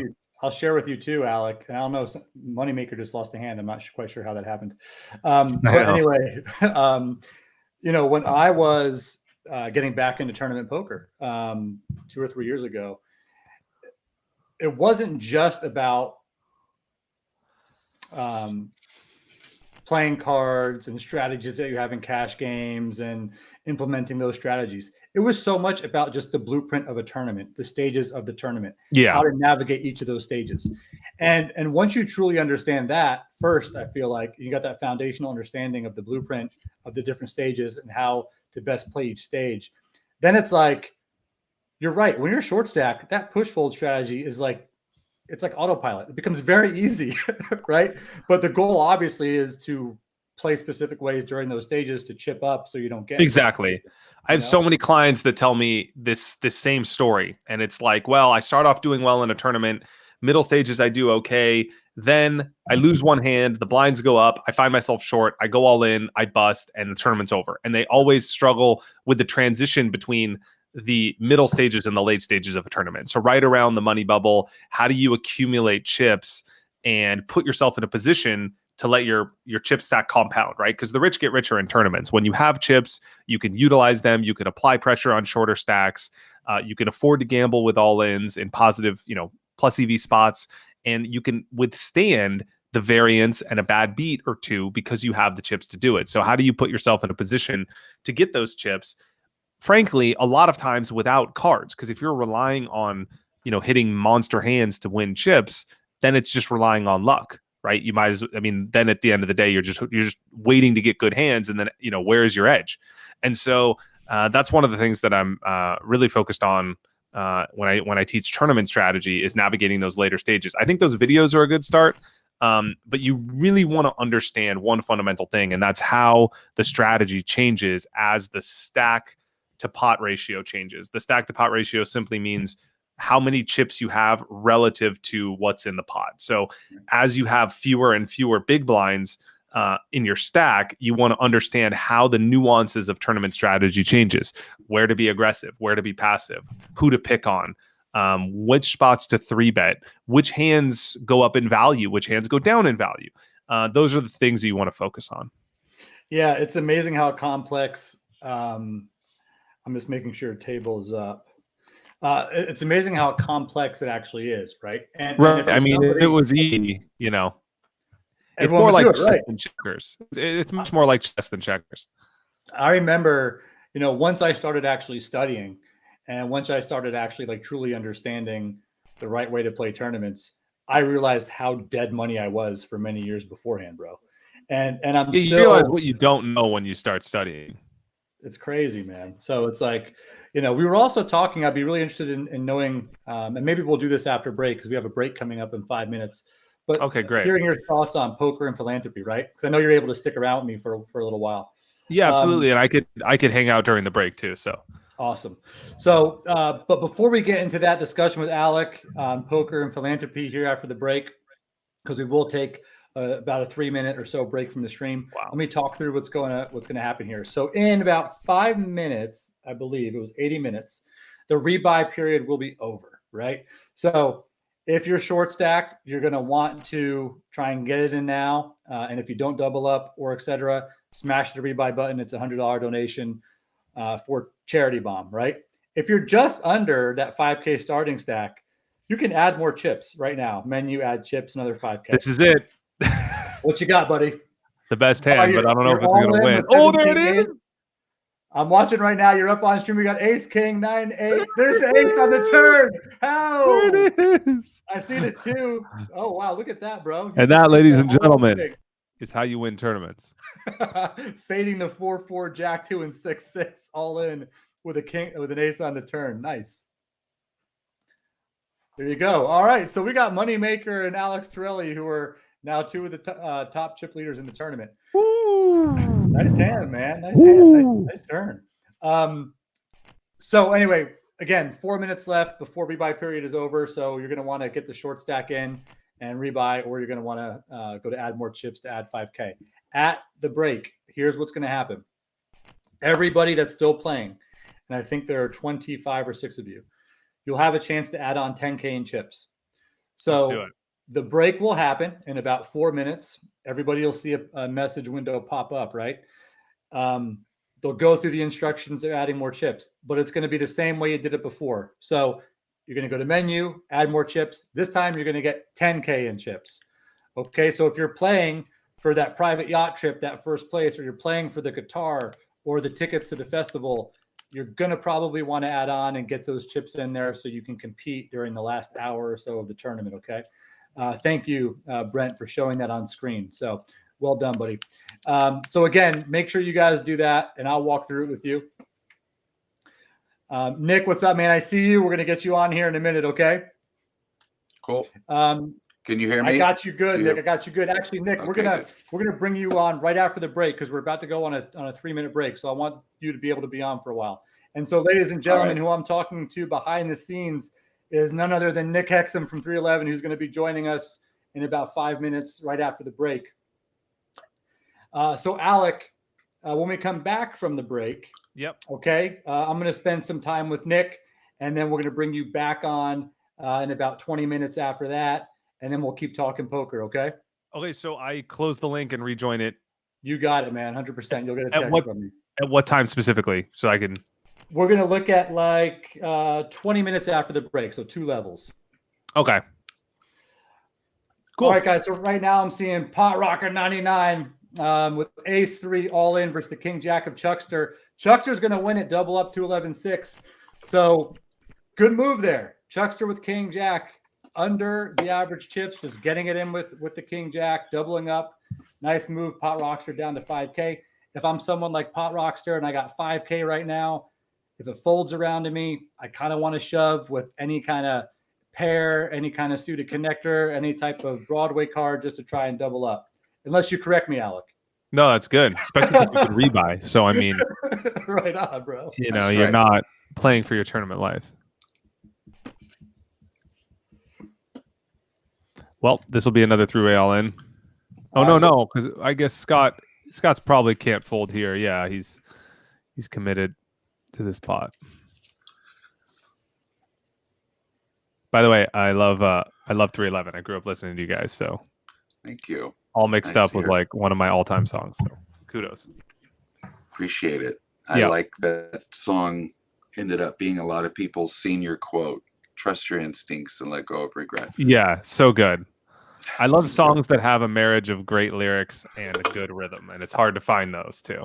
You guys nailed it. You guys can't hear that, but Alec is just having a little private chat with Nick, and I echo that sentiment. All right, so Perlman all in Queen Jack of Spades versus King Queen. It looks like neither hit, and the King Queen is going to take it. Good game, Perlman. Get in for that rebuy here in the next minute. There it is, Perlman. Another $100 donation for Charity Bomb. We're upwards near 5 or 6K. Yay. I think we're going to try and get to that 10K mark. We'll see what happens here. But let's go through the standings right now. We got Chris Moneymaker and Alec Torelli in first and second. That's crazy. I know, how crazy is that, right? The 2 poker pros in first and second, right? You got Used to Be Cool in third with 48K. Moneymaker and I are going heads up. I don't know, man. Because Nick Hexum might have something to say about that. You never know. Larry right. T in fourth. I just want revenge Cash. for his ace jack. Oh, with the ace jack, ace king hand, yeah. All right, let's see what happens here. It looks like Matt Leone from Charity Bomb has got 7,200, so good to see him chipping up. And ladies and gents, thank you, Brent, for doing that before the break. We have Nick Hexum from 311 on the live stream with us. We're not going to wait until the break. We're going to bring you on now. Nick, what's going on, my man? Hey, you guys hear me all right? We got you great. Okay, good. We got you great. So I'm having a ball. This is very cool. And I have gone all in quite a few times. Rebuying, I've gotten busted a few times, but I'm hammer down Hexum. That's how I play. Sometimes it pans out. So talk to us about that, Nick. So, you know, obviously we'll talk about 311. We'll talk about the music career. I'll share some stuff with you too. But tell me the poker background, man, because I can tell you're competitive about this, and I can tell you know what you're doing. A bit. I just play super aggressive. We grew up playing poker in Omaha, but it was usually 7-card stud with wild cards type thing. And then I got exposed to Texas Hold'em kind of the same time everyone else did. And then I got pretty obsessed with playing online about the same time that my Topanga Poker Dad's crew got going about 5 years ago, and started to learn all the odds and just kind of defining my style, which is to be kind of unpredictable and erratic and aggressive, and sometimes it pans out, but I always have fun either way. What would you say is like a correlation of yours between the music industry or what you do, obviously with 311, and playing poker? Do you see any correlation about yourself or your personality between the two? 100%. I'm gonna here. I think that I crave risk. I get really antsy when stuff's too safe, whether it's musically or I love risk. I'm beyond risk tolerant. I love it. I need it. I know that it's healthy, especially as a artist who's been around for a while. You got to really be careful not to just do the same exact expected thing. You gotta go into scary territory and challenge yourself. And so I don't know, poker is just like a little microcosm of, you know, how I see things, and have a lot of fun doing it. I love it. Well, hang with me, Nick. We're about to go on break. We're going to come back from break and we're going to continue to chat. Okay. Let me just let everybody know this. Right now is the add-on period, right? So if you want to add 10K of your stack onto, or if you want to add 10K to your stack menu add-on, it's going to be another $100 donation to Charity Bomb. And when you come back, you'll have 10K extra chips in your stack, and you can try and spin this thing up and take down this first place private yacht trip to Spain and Portugal. But Nick, we're going to go on break for 2 or 3 minutes. You and I are going to hang right here. When we come back, we'll talk music, we'll talk poker, and we'll go from there, my man. Awesome.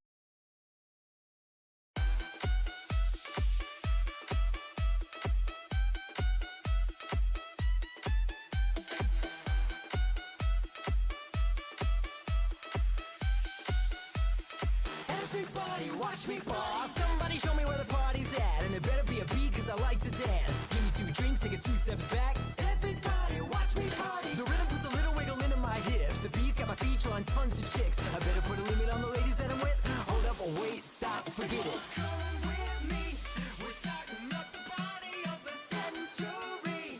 Tonight will live forever in our memories.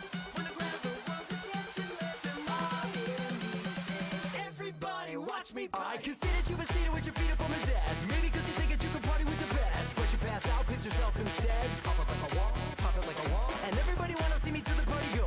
Cause I bring a vibe, I'm a good time pro. I'm the party king, just in case you didn't know. Oh, I'm the party king and it's a beautiful thing. I'm too hot and too young like John Benet Ramsey. Me Gordon Ramsay, don't be a fucking freak or I'll stick my dick in your man. Well, just where? Now where was I? Oh yeah, I see him and I lick him and I poke him and I kick him and if I get to play, nice fellow boy right away. Here I go. Everybody at the party on the floor. I need you here now. Here I go. Everybody at the party bound to blow. Everybody watch me party. Everybody watch me party. Everybody watch me party. Everybody watch me party. Come with me. We're starting up the party of the century. Tonight will live forever in our memories. Wanna grab the world's attention, let them all hear me say. Everybody watch me party. Kick that shit up off your mind, then you close your eyes, get lost in time, and hit a motherfucker with a battle axe. If he hits back, put him on his ass. Swoop him in like a tidal wave. I'm the prom king on spring break. Everybody wanna get on stage for a little taste of that peaky fame. Down cause I bounce on my feet all day. Whispering the words that make you wanna play. Pour another drink, another rum bum day. Rum bum, everyone a rum bum bum.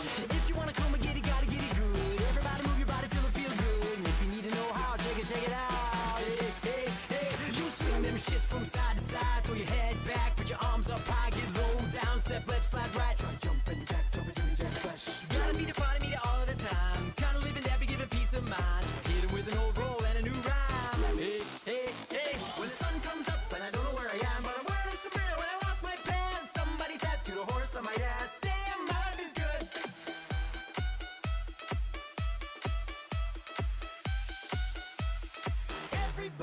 watch me party.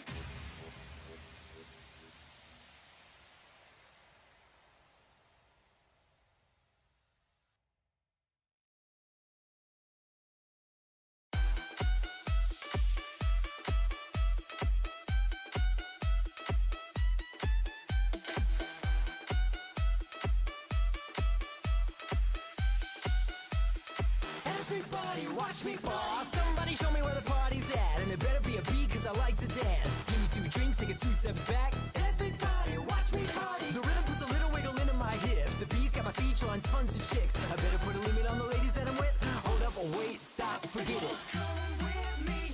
We're starting up the party of the century. Tonight will live forever in our memory. When I grab the world's attention, let them all hear me say, everybody watch me party. I consider you a seated with your feet up on the desk. Maybe cause you think that you can party with the best. But you pass out, piss yourself instead. Pop it like a wall, pop it like a wall. And everybody wanna see me to the party go. Cause I bring a vibe, I'm a good time pro. I'm the party king, just in case you didn't know. Oh, I'm the party king and it's a beautiful thing. I'm too hot and too young like John Benet Ramsey. Meet Gordon Ramsay, don't be a fucking freak or I'll stick my dick in your man. Well, just where?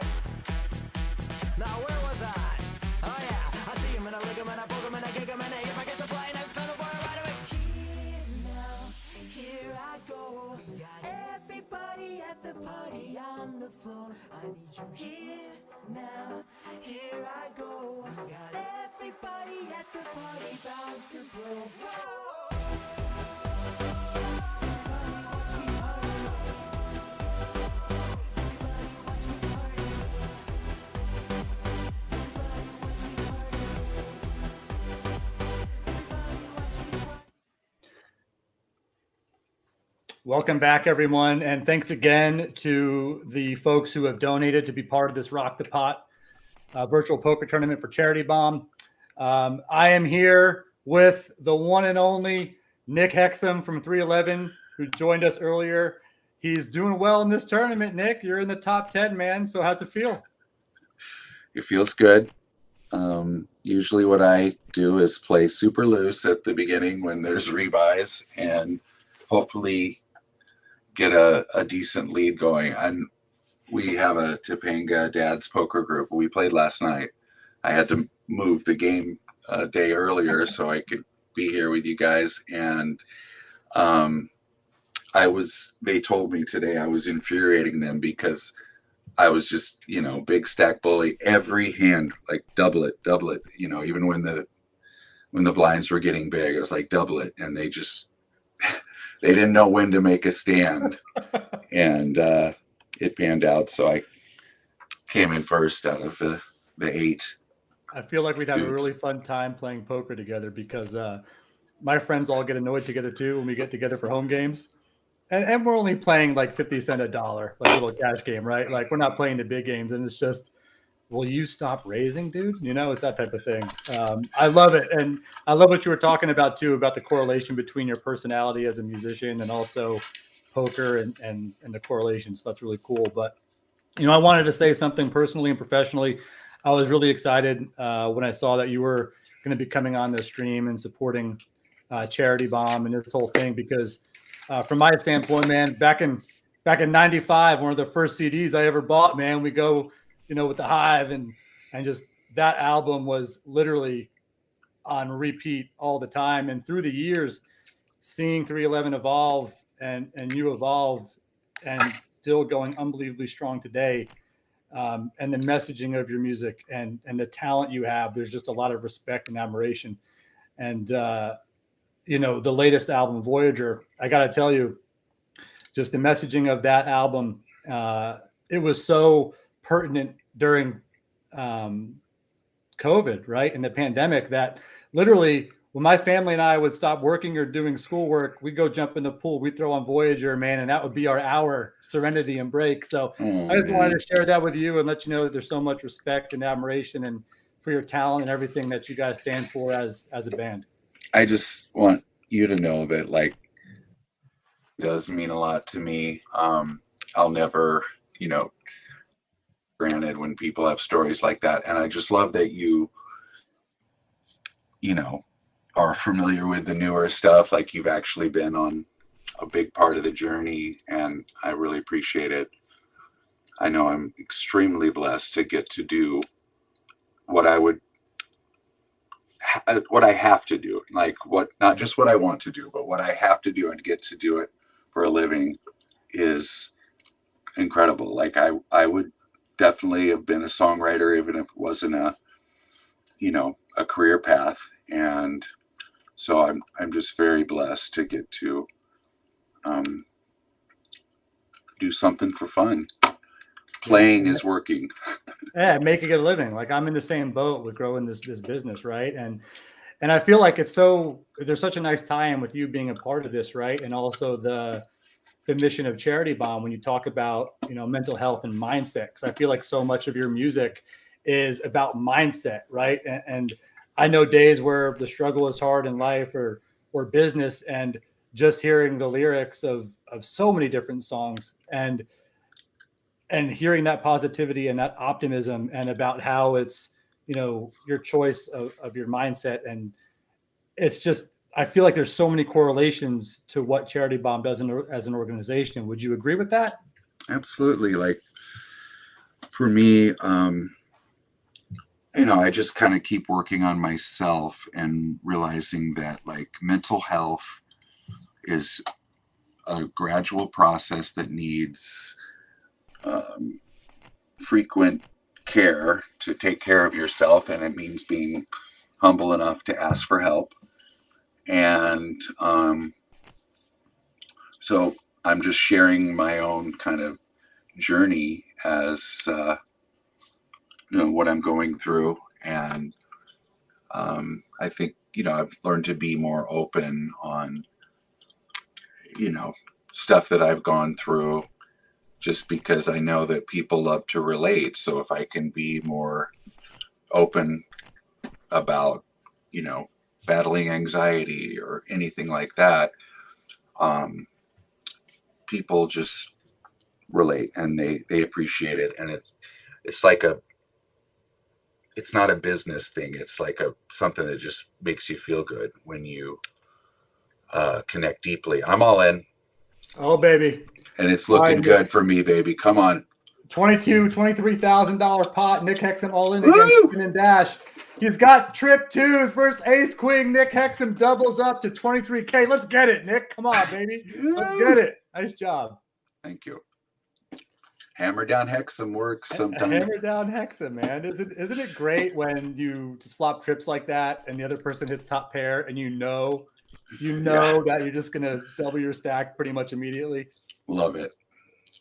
My favorite thing that I just get an extra dopamine rush is when I have a pocket pair and it falls and someone else thinks they're good and you can just bleed out their whole stack. I love this. And you're at a tough table, Nick. I mean, you're at a tough table. You've got Chris Moneymaker, who's chip leading. I'm sure you know who Chris Moneymaker is. Started the poker boom in 2003, WSOP main event champion. Oh, he's a big time. Okay. No, I didn't know that. That Moneymaker, yeah. And he wanted to play with us tonight and support the cause. And we've got a couple other poker professionals in here. But anyway, talk to me about the new tour, man, because I know my wife and I are planning on either coming to Tampa or Jacksonville, but you got to be excited, with live events coming back and being able to tour again, right? I mean, I always appreciated that I get to travel and take in different locales. And just, I'm actually a huge fan of Florida and just the most beautiful waterfront property and just the wildlife. And, I had a place in the Keys. So I always appreciated getting to tour because I would try and make a point of like going for a walk, eating the local food, going for a jog, whatever. So I always really try and take in the traveling because it makes life seem longer. And if you get out in a lot of different environments, which is good, life goes by too quick. And if you're in a routine all the time, then it just flies by. So getting to travel is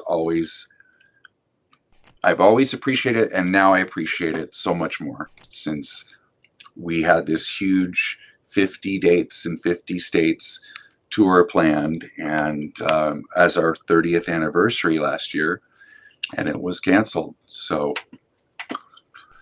we're really looking forward to this. You know, we had some live stream shows, which was a cool kind of stopgap during the time of the pandemic, but generally you just can't replace that. Hammer Down Hexum's betting. I was about to say, I didn't want to cut you off, but I really want to say Hammer Down Hexum a couple times on the stream because it's the coolest nickname. Bought it. So Hammer Down Hexum bets half a stack of the full pot on its 10 Jack 3 board. Okay, can I guess what you had? Yes. Queen Jack. I had I can't remember exactly, but it was like middle pair. Oh, there you go. Oh man, you Hammer Down Hexum, man. Any pair is good, man.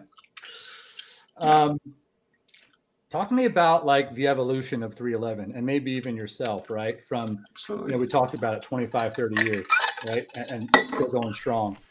Talk to me about the evolution of kind of where you were when you started to kind of where you are now and that journey you've been on in terms of any type of business, any type of endeavor. There's going to be trials and tribulations, ups and downs, times where you believe in See yourself. if I can make a big dent in Moneymaker's stack right here by going all in. Let's do it. Let's get it. Oh, he's got the fucking straight. No, he does not. Hammer Down Hexum. But I really live and die enjoyed by it. the hammer. Live and die by the hammer, man. That's right.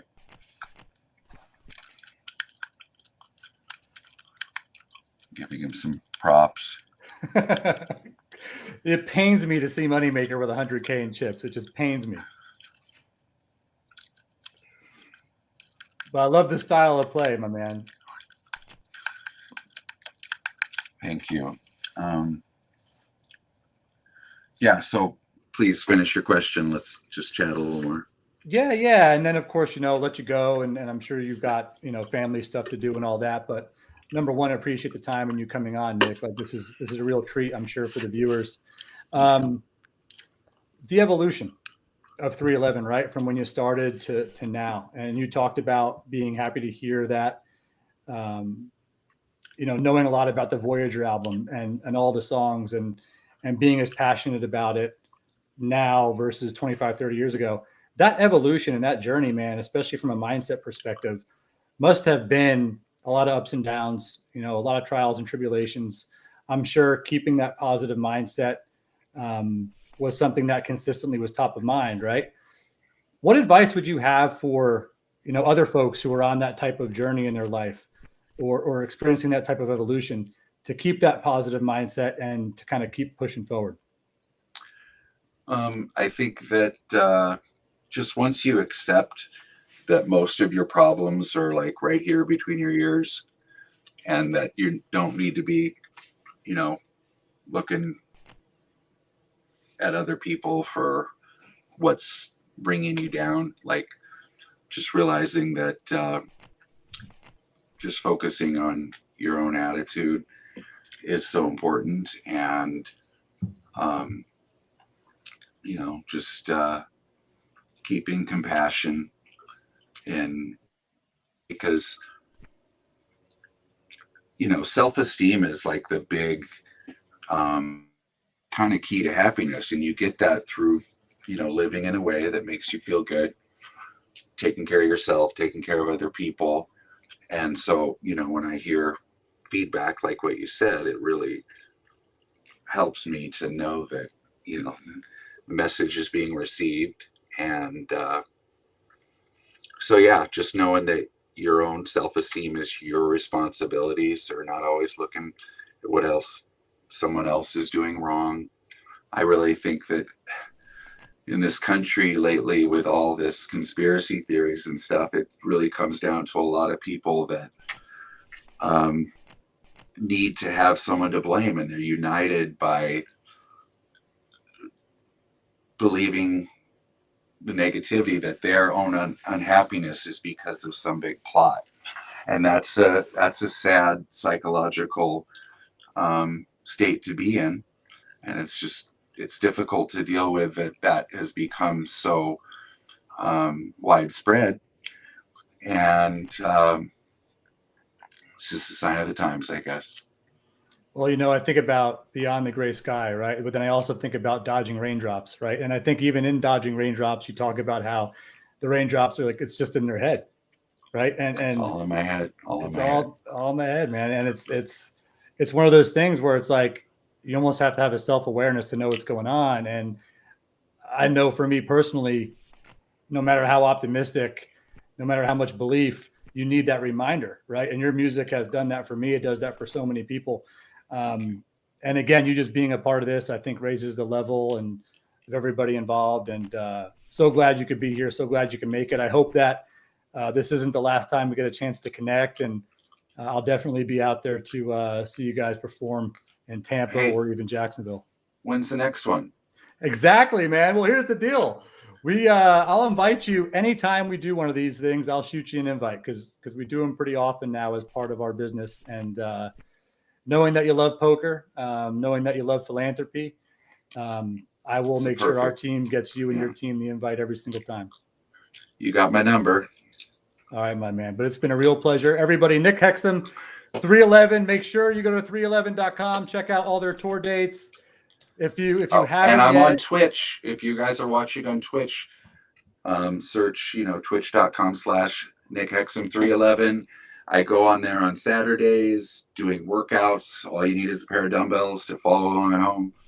And then I also do different studio sessions. I got a series called Cover Letter Mondays, which is like a thank you note to people that have influenced me. Like I did Paul Simon song. I did an Elvis song, just covering.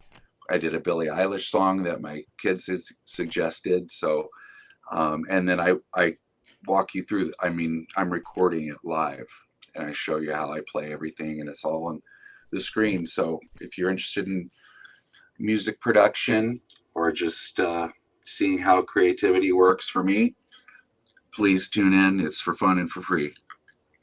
I'm in. I'll see you there. And again, thanks a lot, Nick. This has been an absolute pleasure, my man. Same to me. Take care. Take care, Nick. Bye. All right, everybody. That was Nick Hexum with 311. Hammer Hexum, who went all in against Chris Moneymaker. Didn't have the best of it, but he plays the same way that he lives his life, which is aggressive, and such a great time with him. We're going to bring back Alec Torelli, our resident poker professional, who is doing pretty well, it looks like, Alec, if I'm looking at the right table, man. Is that right? We'll see after this hand. Don't speak too soon. All right, man. So what you got going on? What's the hand? Talk to me about it. I can't tell you because in case people are watching, right? Alec, there's a delay, like 5 seconds. Yeah, let me just... that's brutal. I actually had aces this hand. Oh, no. Everyone folded. That's really, really hard to win when you have 20 big blinds and everyone folds and you have aces. It's like so crucial, but I got lucky last time to double with aces. So, well, thank you so much for coming back, man. And I'm glad you're here. And I know we'll talk through poker strategy during this time, but I'll not get a chance to watch the Nick Hexum segment, but what an amazing guy. Right? Yeah, he's really cool. I watched most of it. I took a break for a second, but yeah, he's really cool. And what's so funny is, we've done a lot of these things, right? And it's been really cool that poker has brought together all these great people from different respective industries, right? So this is focused on music. We've done them with football and sports before, and kind of also like Hollywood celebrity type tournaments. And it's so cool to see the passion that people have for poker outside of our industry, right? And like, I didn't expect Nick to talk so much about his love for poker and his home game and things like that. And it's so cool to see because it just shows you the true scope of the game of poker, that it transcends all industries and it is a great connector. Yeah, it's really a uniting game too, for sure, where people from all walks of life come to play together. And it brings people together. It's kind of like almost like food, right? Where people come together and it's not really about the food, it's about the community, and it's about hanging out with people that you can make memories with and that you're close with and that are good times. And so poker's largely the same. If you have home games with friends, yeah, poker's the activity. It's the superficial. It's the thing that gets you guys together, but it's really about the camaraderie. And so it's really cool to see that, like you said, transcend all industries and happen to people from all different walks of life. So I see you're still at the moneymaker table, right? Yeah, him and I are going heads up. You know, we're going heads up for the win. All right. So let me pull this up here, and I want to go through the standings. So Alec, while I'm doing that, now we're at this stage of the tournament, right? Blinds are 3-6. Everybody seems to be short stacked. What's the play here for everybody? Yeah, I mean, the play here really is to know your push fold stacks. It's the most important thing. You have to know which hands have which value based on the stack size. So you need to know when to go all in, when to hold them, when to fold them, as they say. And you really need to understand position. You need to understand that your hand value goes up dramatically as you're in position. So you might want to take a worse hand with a later position because there's a good chance that everyone else is going to fold and you could win the pot uncontested. What you want to try and avoid is going all in with stacks that are bigger than you. So if you could at all avoid it, you want to give yourself the best chance to just win the pot without showing down a hand. And you can do that just by forcing, hopefully other people fold, or by waiting for spots where you're in late position and it's unlikely people have anything. They're unlikely to call your all-in bets. So of course, luck is a big part of this. I'm not going to lie. It's just that's the nature of fast-paced tournaments that have a short structure like this one. It's part of the fun. There's a lot of action because of that, but you definitely need to win your all-ins. You need big hands to hold, or you need to get lucky at multiple points throughout the tournament to go deep. There it is, man. On the table on the right, Fingers was all in 33-8 against King 10. King Queen better than King 10. Kicker problem sometimes. So there you go. Nice job, Fingers. So how many? There's 14 people left. What are the I don't know if you announced this on the stream.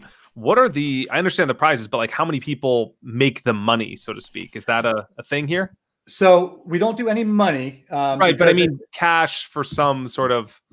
Yes. So let me pull this up right now. Because that might be interesting for the viewers to understand a little bit about tournament strategy. As you get closer and closer to the end of a tournament, you want to consider which prizes pay what and how close you are to achieving that prize. So that's a little bit about where we're at in this stage of the tournament.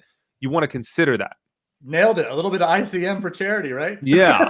So here's the deal here. Let me get the right screen up because I'm multitasking and not doing it well. You're right. So here's what's going on. So there are 14 left in the tournament.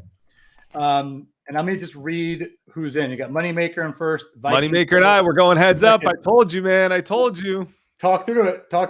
I can't tell you what I have. You might be listening. All right. Well, all I know is I'm going for it. That's all I know. I'm not telling you what I got. You're taking a page out of Hammer Hexum.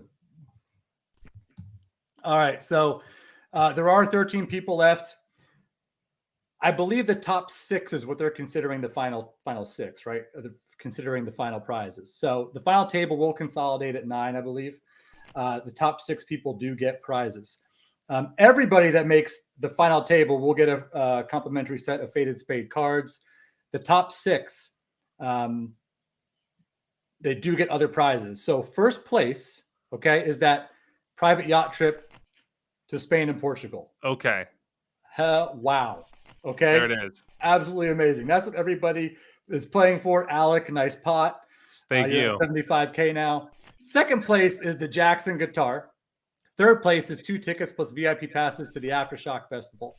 And then 4th, 5th, and 6th get some combination of different gift cards or prizes like that. So top 6 is what you're gunning for. But the big 3 are 1st, 2nd, 3rd, the private yacht trip, the Jackson guitar, and then the 2 tickets plus VIP passes to the Aftershock Festival.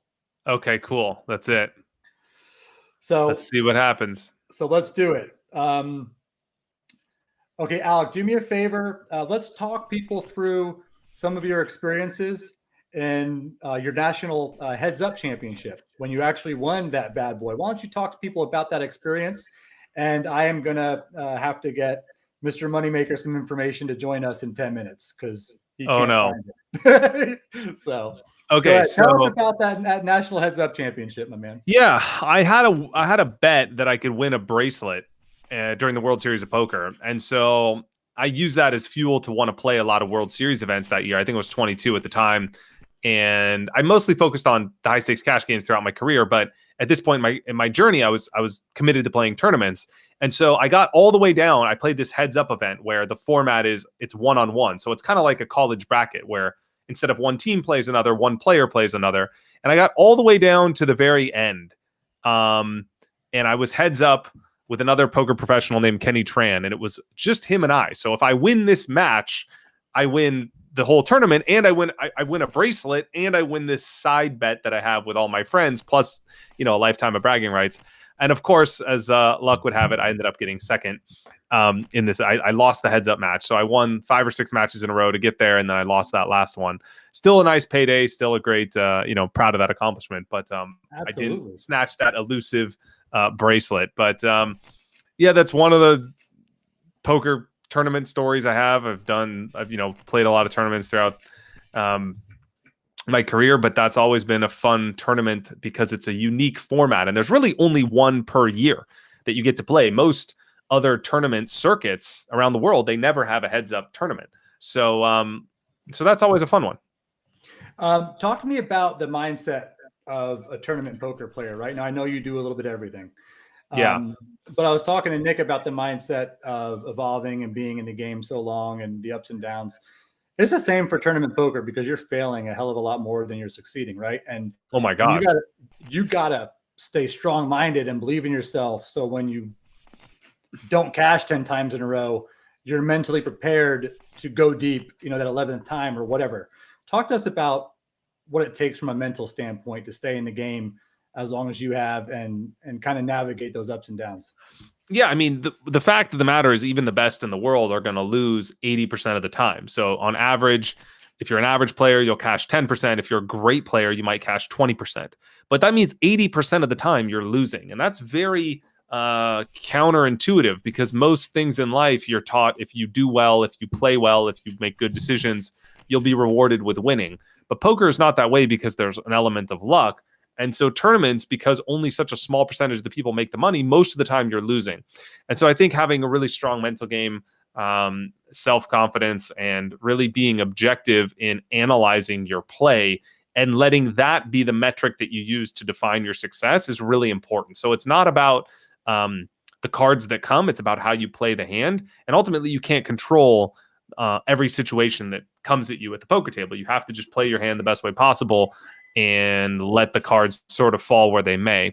And so I think what's really helped me in my tournament career and my poker career at large in general is just trying to focus on the merit of making great decisions and really being harsh, my harshest critic and objective when analyzing my play. And so sometimes I lose money, frankly, and I'm really satisfied with my day because I know that I played my hand extremely well. I played my cards to the best of my ability. And if I do that over time, I'm guaranteed to win in the long run. But other times I might win and be a little bit disappointed because frankly, I know that I won because of luck and I was on the wrong side of where I should have been in terms of decision-making, which long-term is going to cost me money. So it's really allows you to bring the focus back on what you can control, which is the process and making great decisions. And I think that helps kind of feel like you're making progress. I love it, man. And Alec, I want to thank you for donating so much of your time today to this stream. Sure. It's great. Playing. It was so awesome to have you on. I know Charity Bomb was thrilled that you guys were able to connect and bring you on. So thank you so much for coming on, my man. It was an absolute pleasure. And man, I hope this isn't, we connect again very soon. My man. I know, right? This was cool that we connected here, but hope it's the first of many. So and welcome to Chris. Keep rolling and keep rocking. All right. Yeah. Have fun with Chris and he'll be great. I'll take it from here. Right. Thank you, Alec. See you. All right, guys. So that was Alec Torelli, and we're about to bring on the man who really is responsible for the entire poker boom, who also dedicates a lot of time for charity amongst his busy schedule. So, Chris Moneymaker, how you doing, my man? Thanks for coming on the show. I'm doing awesome, Tom. Doing awesome, Tom. Trying to finish this thing off. Man. I mean, we're I'm ready to go on a cruise to Portugal or something. I'm telling you, man. I was on the stream before, and it was so funny. And I'll share this with you, Matthew Leone. I don't know if you saw his segment. He's the founder of Charity Bomb. So passionate. Their team put together like a great run of show, and those things don't always go as planned. But it was so cool to see so many of the rock stars who were playing, and we got Nick Hexum from 311 to come on. Alec joined us by connecting with him, and I will tell you that when I let them know you were going to come on and play, the entire organization was so thrilled. So thank you for making the time, my man. And I'm glad to see you actually making a run at this thing, no matter how much I jab you about it paining me to see you as a chip leader, you know? I know it brings you joy deep down. Deep down, it brings me so much joy. So yeah, real far. Walk us through this thing, man, because when I was interviewing one of the guests, Brent was in my ear and he goes, Chris just knocked out 3 people. He's a chip leader. So walk us through that hand and walk us through some of the action leading up to where you're at now. I mean, one of the big hands I had was Ace Jack against Alec Torelli's Ace Queen, a pair of 4s and a pair of 9s, I believe. And I ended up getting 2 pair with Ace Jack. I mean, it wasn't anything. It was a situation where I'm in raised and had to call off like 4 more bigs, so it's not like I was going anywhere. And it just so happened that, it ran out really clean. And from there, it's been pretty easy. I've been able to steal some pots here and there. I would have wanted a big one right there. I've been able to steal some pots, been able to take advantage of some situations. Obviously, Alec is at my table now, and we're sitting 1 and 3. There's another player here that has chips right in between us. But fun. How fun is that? Yeah. And so what you guys didn't hear is Matthew Leone, who was on with me to start, who, I don't know, must have rebought 8 times. God bless you, Matt, is now one of the top 4 chip leaders. So we're so happy to see that. I will say, Chris, I'm getting a little tired, I guess. I will say, like, there's just one thing. I got a little bit of beef with you, man. Oh, no. What now? What'd I do this time? A little beef. Like, you knocked out Nick Hexum, the lead singer. No, he not. Whoa. One of my favorite artists of all time. While I'm interviewing him, you had to go and knock him out, man. What are you doing? He did that to himself. I had the nuts, and he just decided he didn't want to take a shot. He wanted to take a shot on stream to bust me, I guess, and he shoved it. I mean, obviously it was a good shove. If I don't have a 10 there, obviously I'm not calling. It just so happened that I had the goods. Yeah, I did have the nuts. It was so fun. It's an easy game when you have it. It's an easy game when you have it, man. So what you been up to otherwise, man? I mean, we're all coming out of this post-pandemic world. You got your obviously your big sponsorship with America's Card Room, ACR. You guys are crushing it over there. How are things post-pandemic for you and the family, man? I mean, honestly, they're pretty good. I can't really complain. I mean, we've been pretty busy. I'm not traveling very much. I just canceled. I was going down to Miami for the WPT. I just canceled that trip, unfortunately, and thinking of canceling my WSOP trip. We'll see how that goes. But, the Delta variant and all these other variants coming out through the fall. I'm vaccinated, but I have a son that's under 12 and he can't get vaccinated. So it's not worth it to me to go traveling and bring something home to him. And I'm just going to wait until they enable the vaccines to be given to his age before I go out into public and into a big setting like that. I mean, I'll go out and do a couple things here and there, but like in a big setting, like where you have the World Series or, monster events, I'm just not going to go out and do stuff like that.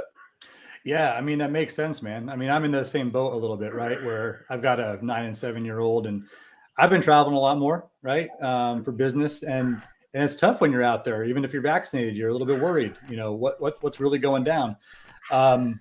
So, what's so interesting, and Brent, if you can check out Chris's video, it looks a little bit staticky on screen. I don't know if it's Chris's video or the latency. But anyway, what's so interesting is that I was talking with Nick about this, and I was talking about it with Matt a little bit. what Charity Bomb does is all about like supporting the mental health of the youth and kids, right? Anxiety, depression, suicide, and etc. And I don't know about you, but having kids through the pandemic was a very interesting time as a father, right? And as a dad, because you see, not only are you dealing with it, but you're also seeing your kids deal with it. What was it like for you, like seeing your kids go through the pandemic and trying to adapt to the social distance learning and then maybe even get back into it? Like, what was that experience like for you as a dad? It was actually pretty easy for us. I mean, they stayed in school down here, so it's not like we had to do anything too drastic. Again, it wasn't really that big a deal for us.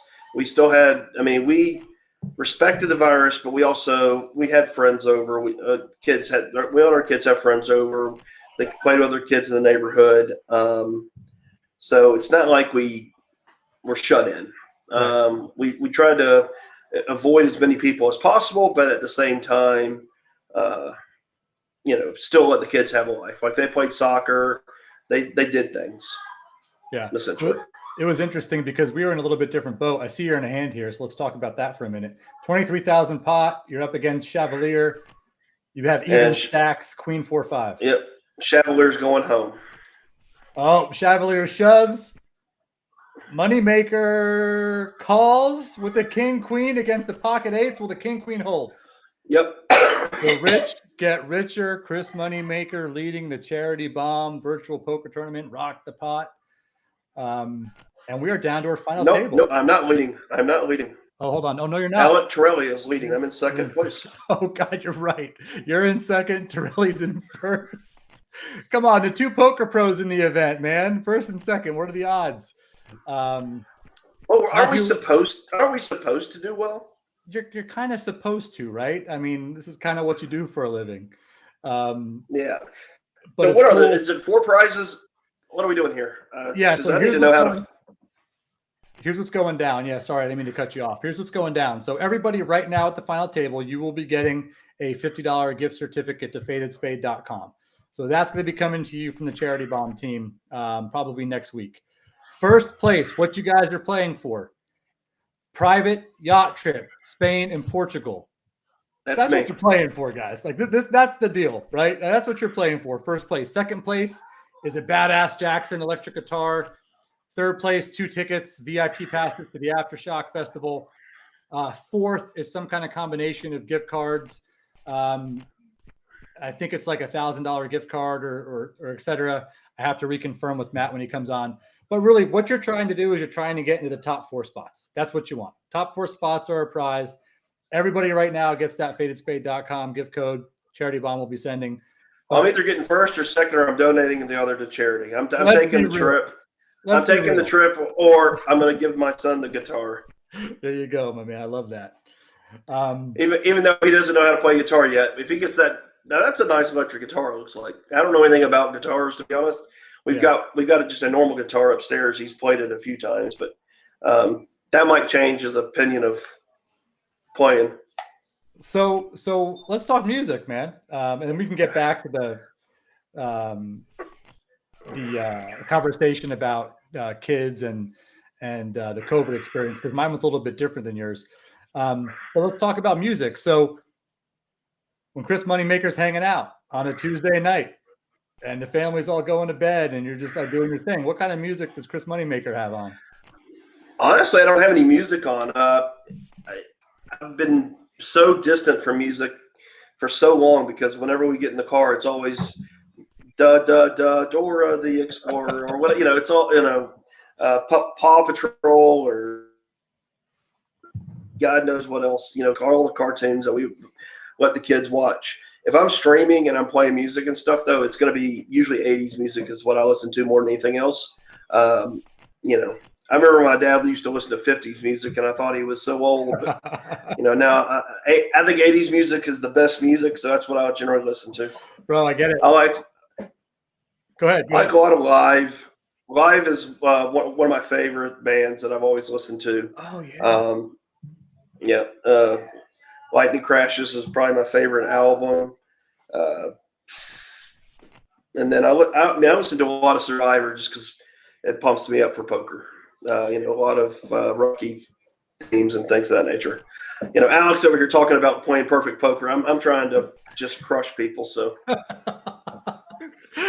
yeah, it's very different. The different approaches to so many of our folks in the game, right? Everyone has such a different approach, and and also Alec is getting freaking smashed with cards. That's aces at the same time. Go ahead, Alec. Go ahead and get aces again, bro.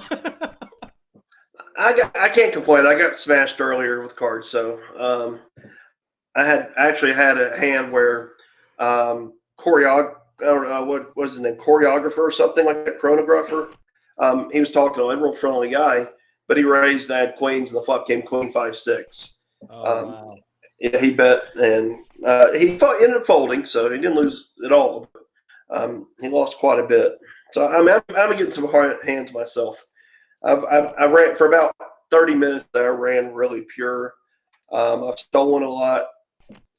Obviously, not stealing much right now. Obviously, the final table things change a little bit. Well, what's interesting here is you've played in a few of these things, and you've actually won one before. Mm-hmm. So it's really, can you do it again? I guess we'll find out. I do what a lot. I run really well in charity events. I win a lot of charity events. When I don't play for anything, it's when I win. Just seems how it rolls. I'm playing a big Venom tournament tomorrow, and I'll probably just ball straight out of that. But when it comes to charity events, I'm going to crush. Thank you. So, sorry, I was saying thank you out loud to a text where I was replying thank you. Talk to us about what's going on with Venom and ACR, because I know it's one of the biggest tournaments you guys run. It's open to American players. It's a tournament that I would definitely play in at the 2,500 level. But you also have so many different types of tournaments for all different skill levels down to, the brand new Moneymaker promotion. So why don't you talk about that? We actually just wrapped up the Moneymaker promotion. It just ended, right? It just ended. Yeah, it just ended. We're gonna do it again. We got to Russian ended up winning it. Actually, who doesn't speak English? That's quite interesting. But anyways, so Venom is, like you said, a $2,600 buy-in. It's got a $10 million guarantee, and we're running 2 more fights for it. We got one running tomorrow, and then one running on Sunday. They both start at noon, Friday and Sunday, and then day 2 will be Monday, and day 3 will be Tuesday. But you're going to be a millionaire. You'll probably be a millionaire, and if you do anything other than that, you're still going to have a lot of money. So it's a really good event with a good structure, and anybody that plays online, is definitely worth a go. And if it's over your $1,000 out the day. Got it. Got it. I'm really enjoying. Why is it not like?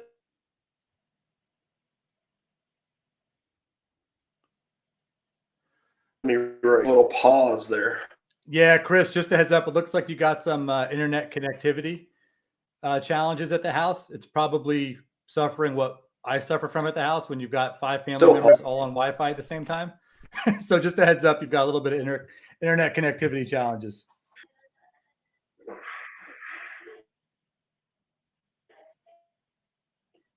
I'm going to text him as well, just so he knows, in case he couldn't hear that.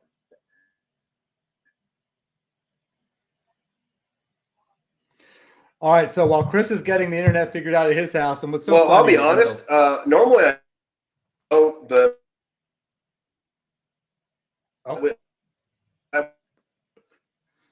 we have frozen Chris Moneymaker. We're gonna give it a second to see if.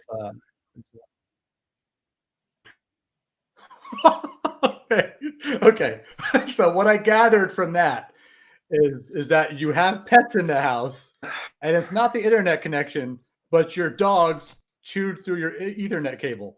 I don't know if you can hear me. Internet connection, but that's what I heard. Chewed through your Ethernet cable. I don't know if you can hear me. Internet connection, but that's what I heard.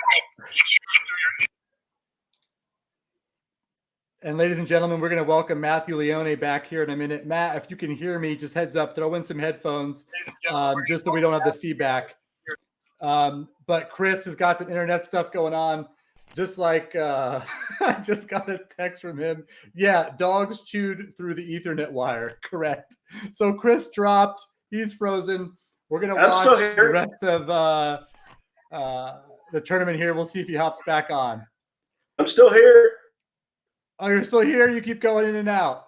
So, Brent, let's do this. Let's bring in Brent. Let's bring in Matt Leone. And then if we can bring in Chris, once the internet starts working again, then we'll have the three of us on to see this thing all the way to the end. So let's bring Matt on, Brent, when you can. While we're dealing with the technical stuff, I'm going to talk poker. So Matthew Leone is in a hand right now. The pot is 23K. He's got 16K behind. What? On an ace 7-3 board. Oh boy. Chris, heads up if you can hear me. We got Matt on the stream, but we're going to try and bring it back here in 5 minutes or 2 minutes. Matt, what do you got going on here? Don't say it, but it's an ace 7-3 queen board, 3 spades. You got 10K behind you, 41K in the pot. Matt's got an ace. What you got to do, Matt? No, he doesn't. The question is, does Viking Kill have the ace? That's the question. Wait. Oh no, 6,000. I don't have the. I don't have the hoot spot behind me. No. All right, I think we got this figured out. Right. Chris's dogs maybe are not chewing through the Ethernet cord anymore. Matthew Leone is short stack, but he's got 7,500 into prayer. And I just want to introduce you guys. Oh, hey, what's up, buddy? Chris? They said hi to you. Yeah. We have so many technical things going on. My son was going to say goodnight. We've got internet problems at Matt Leone's house. We've got internet problems because of dogs chewing cables at Chris Moneymaker's house. Apparently, I'm the only one that can figure out how to run, a pure internet, but that's okay. Here's what's going down. We're going to try and get Matthew Leone back to see us through to the final table. We're going to try and get Moneymaker back. But right now, Moneymaker is in a hand. He's got 95K behind him. We got a queen high flop, 65K in the pot. Chris is frozen on screen, and we'll see if his internet starts working a little bit better. I know Brent is trying his best to get them on here, but not much we can do with that. Chuckster all in for 52K. A quick call by Larry T for his last 15K. Let's see what Chris does here with two people left to act behind him.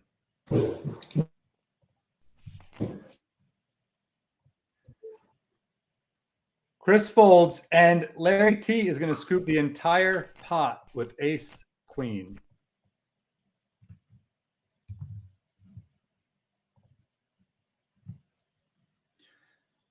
All right, guys, I'm going to keep commenting through this as we try and figure out, as Matt tries to figure out his internet connection and as Chris tries to get his going.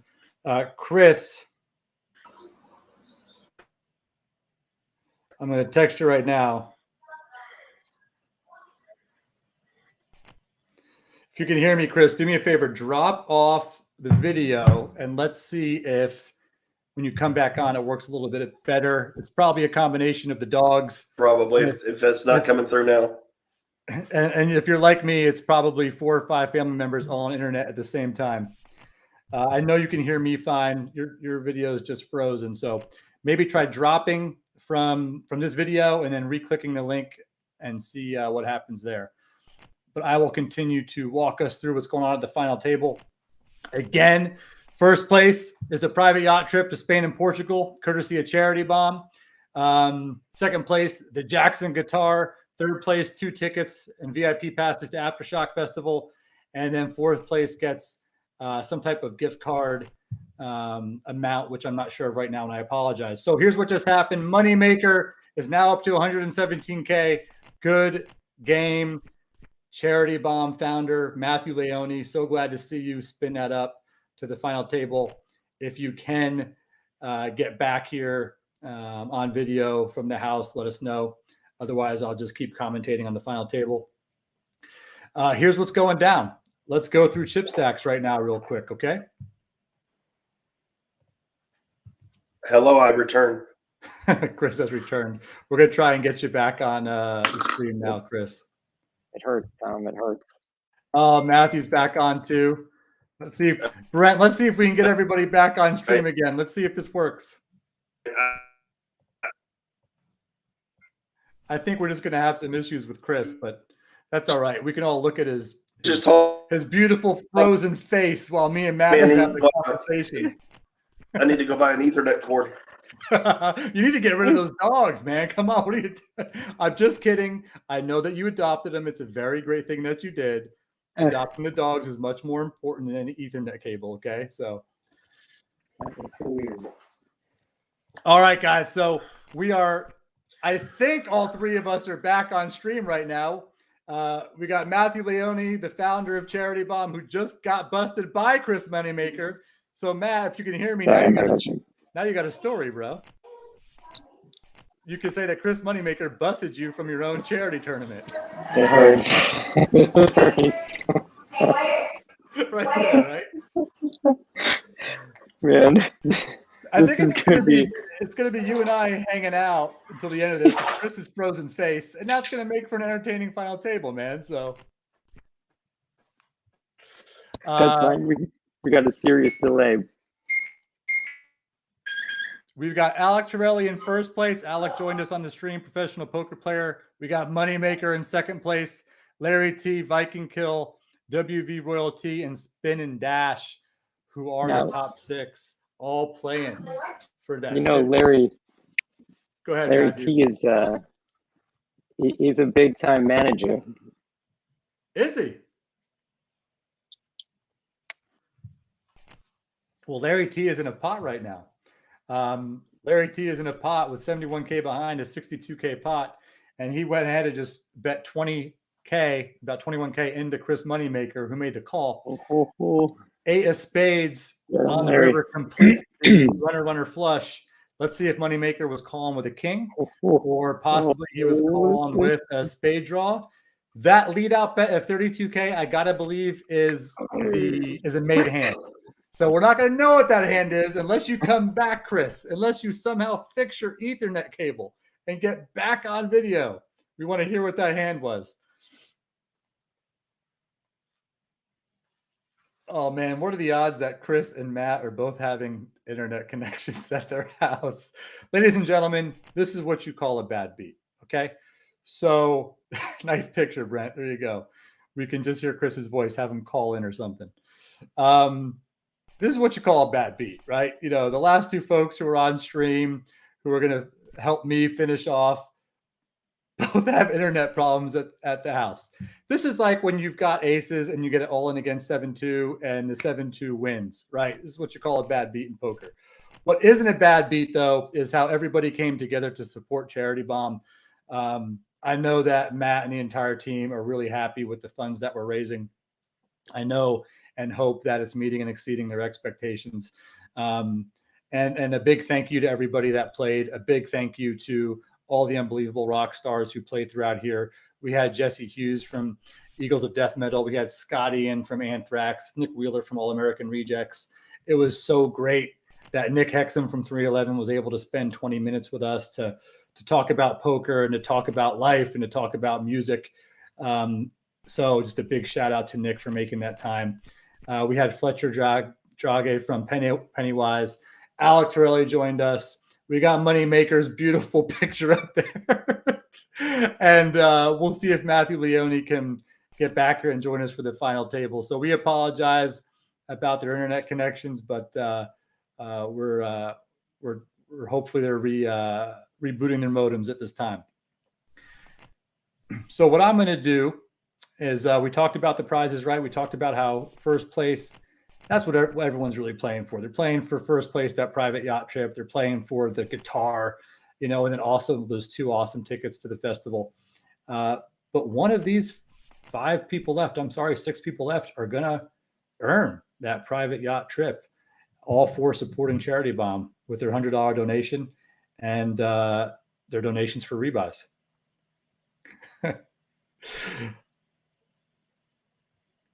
All right. Chris is having those internet problems. We'll see if he can try again. If not, Chris, it was a pleasure to have you on the show. Thanks so much for making the time to do this. Hopefully you can make a run, and we'd love to see a heads up battle between you and Alex. I think that would be really fun. So we'll see you if you can get it working again. But my man, thank you for making the time to come. Unless you're Matthew Leone, who's back here, I want to get him back on stream soon, who wishes Chris Moneymaker never played in this tournament because he's the man that knocked him out. Matthew, are you back? What's going on, my man? I'm back, brother. This is incredible. It's incredible. Yeah, thank you. Chris Moneymaker. You knocked me out. This is going to be a troublesome new addiction, I think. Well, I'll tell you what, hit me up. And if this is something you really want to get into, we'll talk about how to get you some training. Obviously, Alec offers that, who is on the show.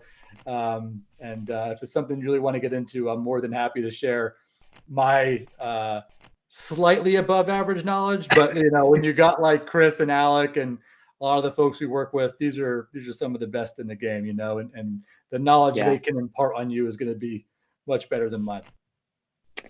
Incredible. I mean, we've got a pretty fierce echo here, but I wanted to say, Tom, thank you so much for hosting the tournament. I want to thank everybody actually who is playing and who has donated and supported what we're doing.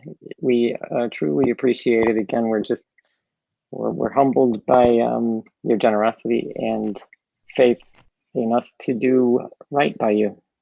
I love that, man. Don't worry, there's no echo over here. So no echo on my side, no echo on the stream. Okay, good. And, I'm hearing the last sentence I said right now. No, you're all good. Brent is talking to us in our ears, guys. But Matt, here's the thing. Like, I was talking about this with Nick. That did it. There you go. Look at producer Brent. Yeah, I should have known that. Jesus.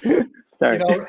It was so cool to ace 10 versus ace 4. We have Chris all in against Larry T. It looks like the rich get richer, man. We got Chris Moneymaker and Alex really leading the tournament. But Matt, I want to echo those sentiments. We had talked about this earlier. I talked about it with Nick for a bit and also Alec for a bit, but just music as the great connector, right? And poker as a great connector and philanthropy as a great connector. I think what this has shown is that we've connected a lot of great people who support Charity Bomb from the music industry, from the poker industry, fans, just to come play for a great cause. And everybody, I hope, has had a good time. I hope has found meaning in what they're doing. And for us as a company, when we pivoted into this business, this is what it's all about: connecting, engaging, raising funds for things that matter. So I hope that you and your team have experienced this. I hope that all of you have experienced that. And thanks for bearing with us during some of the internet connectivity, but that happens with these types of things. And hopefully those watching the stream have enjoyed themselves and learned a little something and been a little bit entertained. Oh yeah. I got to say, I mean, my guys, I was texting one-on-one with pretty much everybody as we went along, congratulating good hands and bidding farewell to those who got their legs chopped off. I tell you what, I was so cool to see you as a chip leader at one point, man. I was like, oh, look at that. What in the hell did it go? Let's go, Matt. It was that feeling that's going to cost me. Well, good for you. It was like, you know what it was? This stream was your bad luck, right? So when you were off stream, you were crushing. When you were on stream, you were getting crushed. So I feel partly responsible, man. So, Hey, I guess this would be part of my job. It was funny. I was, when I was talking to Nick, and I hope I wasn't too much for him, because I think my enthusiasm of talking to him probably came out a little bit too much. And Nick seems like a really chill guy. It was cool to hear that, even just, hearing the impact his music has had on me or my family during the pandemic. I could tell he really felt that, right? Absolutely. And his music's so much about mindset. I can tell he feels like connected to Charity Bomb and what you guys are doing. It was really cool to see that. Thank you for saying that. Yeah, I mean, he's such a terrific guy. I mean, him and he and Scott are friends. I think they live by each other in California. I think their kids go to the same school. And the salt of the earth, and it's crazy because I had an Anthrax tape, Among the Living, stuck in my tape deck when I was like, when I had my first car. So I've heard it just over and over and over. I can do, every word to it. And then 311 was like the staple in college, like every night you heard those records. And it's surreal to now be, playing in a virtual poker game with them. Isn't that amazing? Supporting something we're doing, Isn't that amazing, man? I mean, but it's a testament. It's a testament to what you're doing, and a testament to those guys. Like, Thank you. You see the genuineness, you see the authenticity, and I feel like when people are authentic like that, authenticity connects with authenticity, and you can see it and you can feel it, and it just and I think that's what you've seen tonight. All right, so let's talk here. Matthew. It's something that you can't fake. Yeah, let's do this. Oh, there you go. Sorry, there was a delay. I didn't hear you. Oh boy. No worries.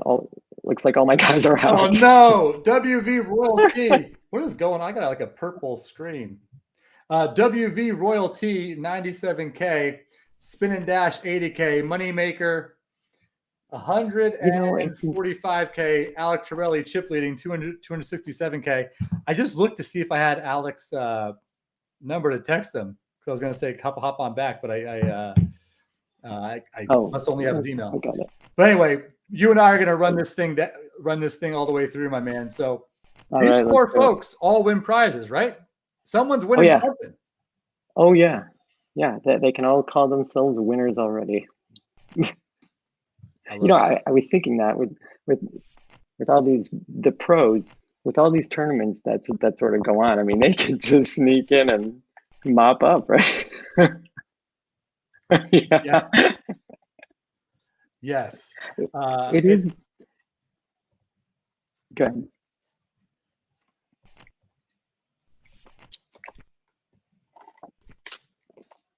All right, Alec, we got you. Sorry you bounced out for a minute, but we got you back. Oh, boom. There he goes. You got me?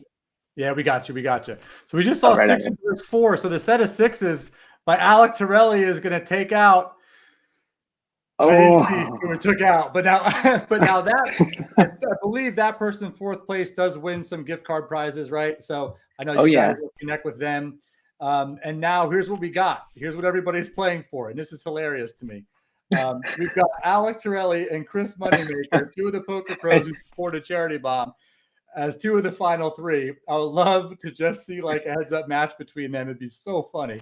Here it is. And here it is. Are you kidding me? Chris Moneymaker, Alex Torelli, the 2 card sharks playing in the Charity Bomb virtual tournament. You can't make this stuff up, right? You just can't do it. So how aggressive does it get here? It's going to be very aggressive. So the blinds are so high. Yeah. And it's a 3-1, 4-1 almost chip lead. You're going to see. I'm going to write to these guys.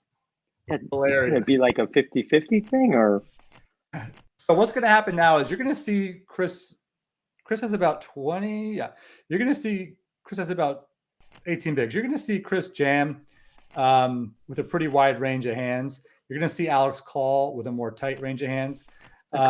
You're going to see Alec right now just put on the pressure. So Chris is being blinded out. Alec has the big chip stack. So what you're seeing now is you're seeing Alec put on the pressure, right? So he's probably going to do this every hand until Chris picks a hand to defend with. That's what's going to happen right now. That's so frustrating. Yeah, it's so frustrating. And that's tournament poker, right? So the thing is, if Chris had Alex chips, he'd be doing the same thing. Yeah, exactly. So let's see what happens. Oh man, yeah, it's just bleeding them dry. And here we go. Oh, Ace 8. against wow. Jax. That's gonna be it. Alec Torelli, the man who came to host the Poker Pro, somehow lines up heads up against Chris Moneymaker for it all in the Charity Bomb tournament. Be Virtual. sailing the seas of Spain and Portugal. I know. It's like, here's the thing. I love they won because it's great exposure for you, right? And we're gonna get some great exposure for Charity Bomb, and they'll talk about it. And I also hate that they won because I wanted some other donors to get those prizes, right? So we'll see what happens on that front. But you know, I want to thank Chris and Alec for making time to be part of the show. Yes, absolutely. Hexum for making time to be part of the show, and all the rock stars that you brought in to be part of this. Heartfelt message to all the donors, right? To support you guys. We're going to have the results here in the next 24 hours. I think you guys crushed it because of the generosity of everybody, but I'll shut up now, Matthew. Why don't you take, you know, the next few minutes to close this thing out and let everybody know where folks can connect more with you and Charity Bomb and maybe some other events you have coming up. And I'll shut my trap and let you close this wonderful event, my man. Thank you, Tom. Thank you so much, and all of at Faded Spade. Again, you've got a tremendous crew, and that's everything. Hey, look at this guy. Bring him in, Brent. If you can, Alex. bring him in. Bring in the champ, Brent. Bring in the champ. So I had to get back on and say what's up. Brent will do it. Brent will do it here in a minute, Alec. Alex, thank you, by the way. But Matt, thank you. While Brent works to bring Alec on, Matt, just finish that thought real quick. Finish that thought, and then we'll go to the champ.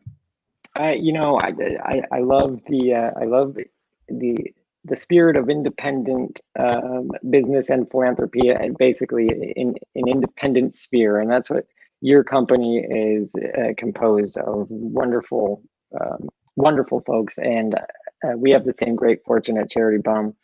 Ethan and Jonathan and Nathan and I. It's a great team, and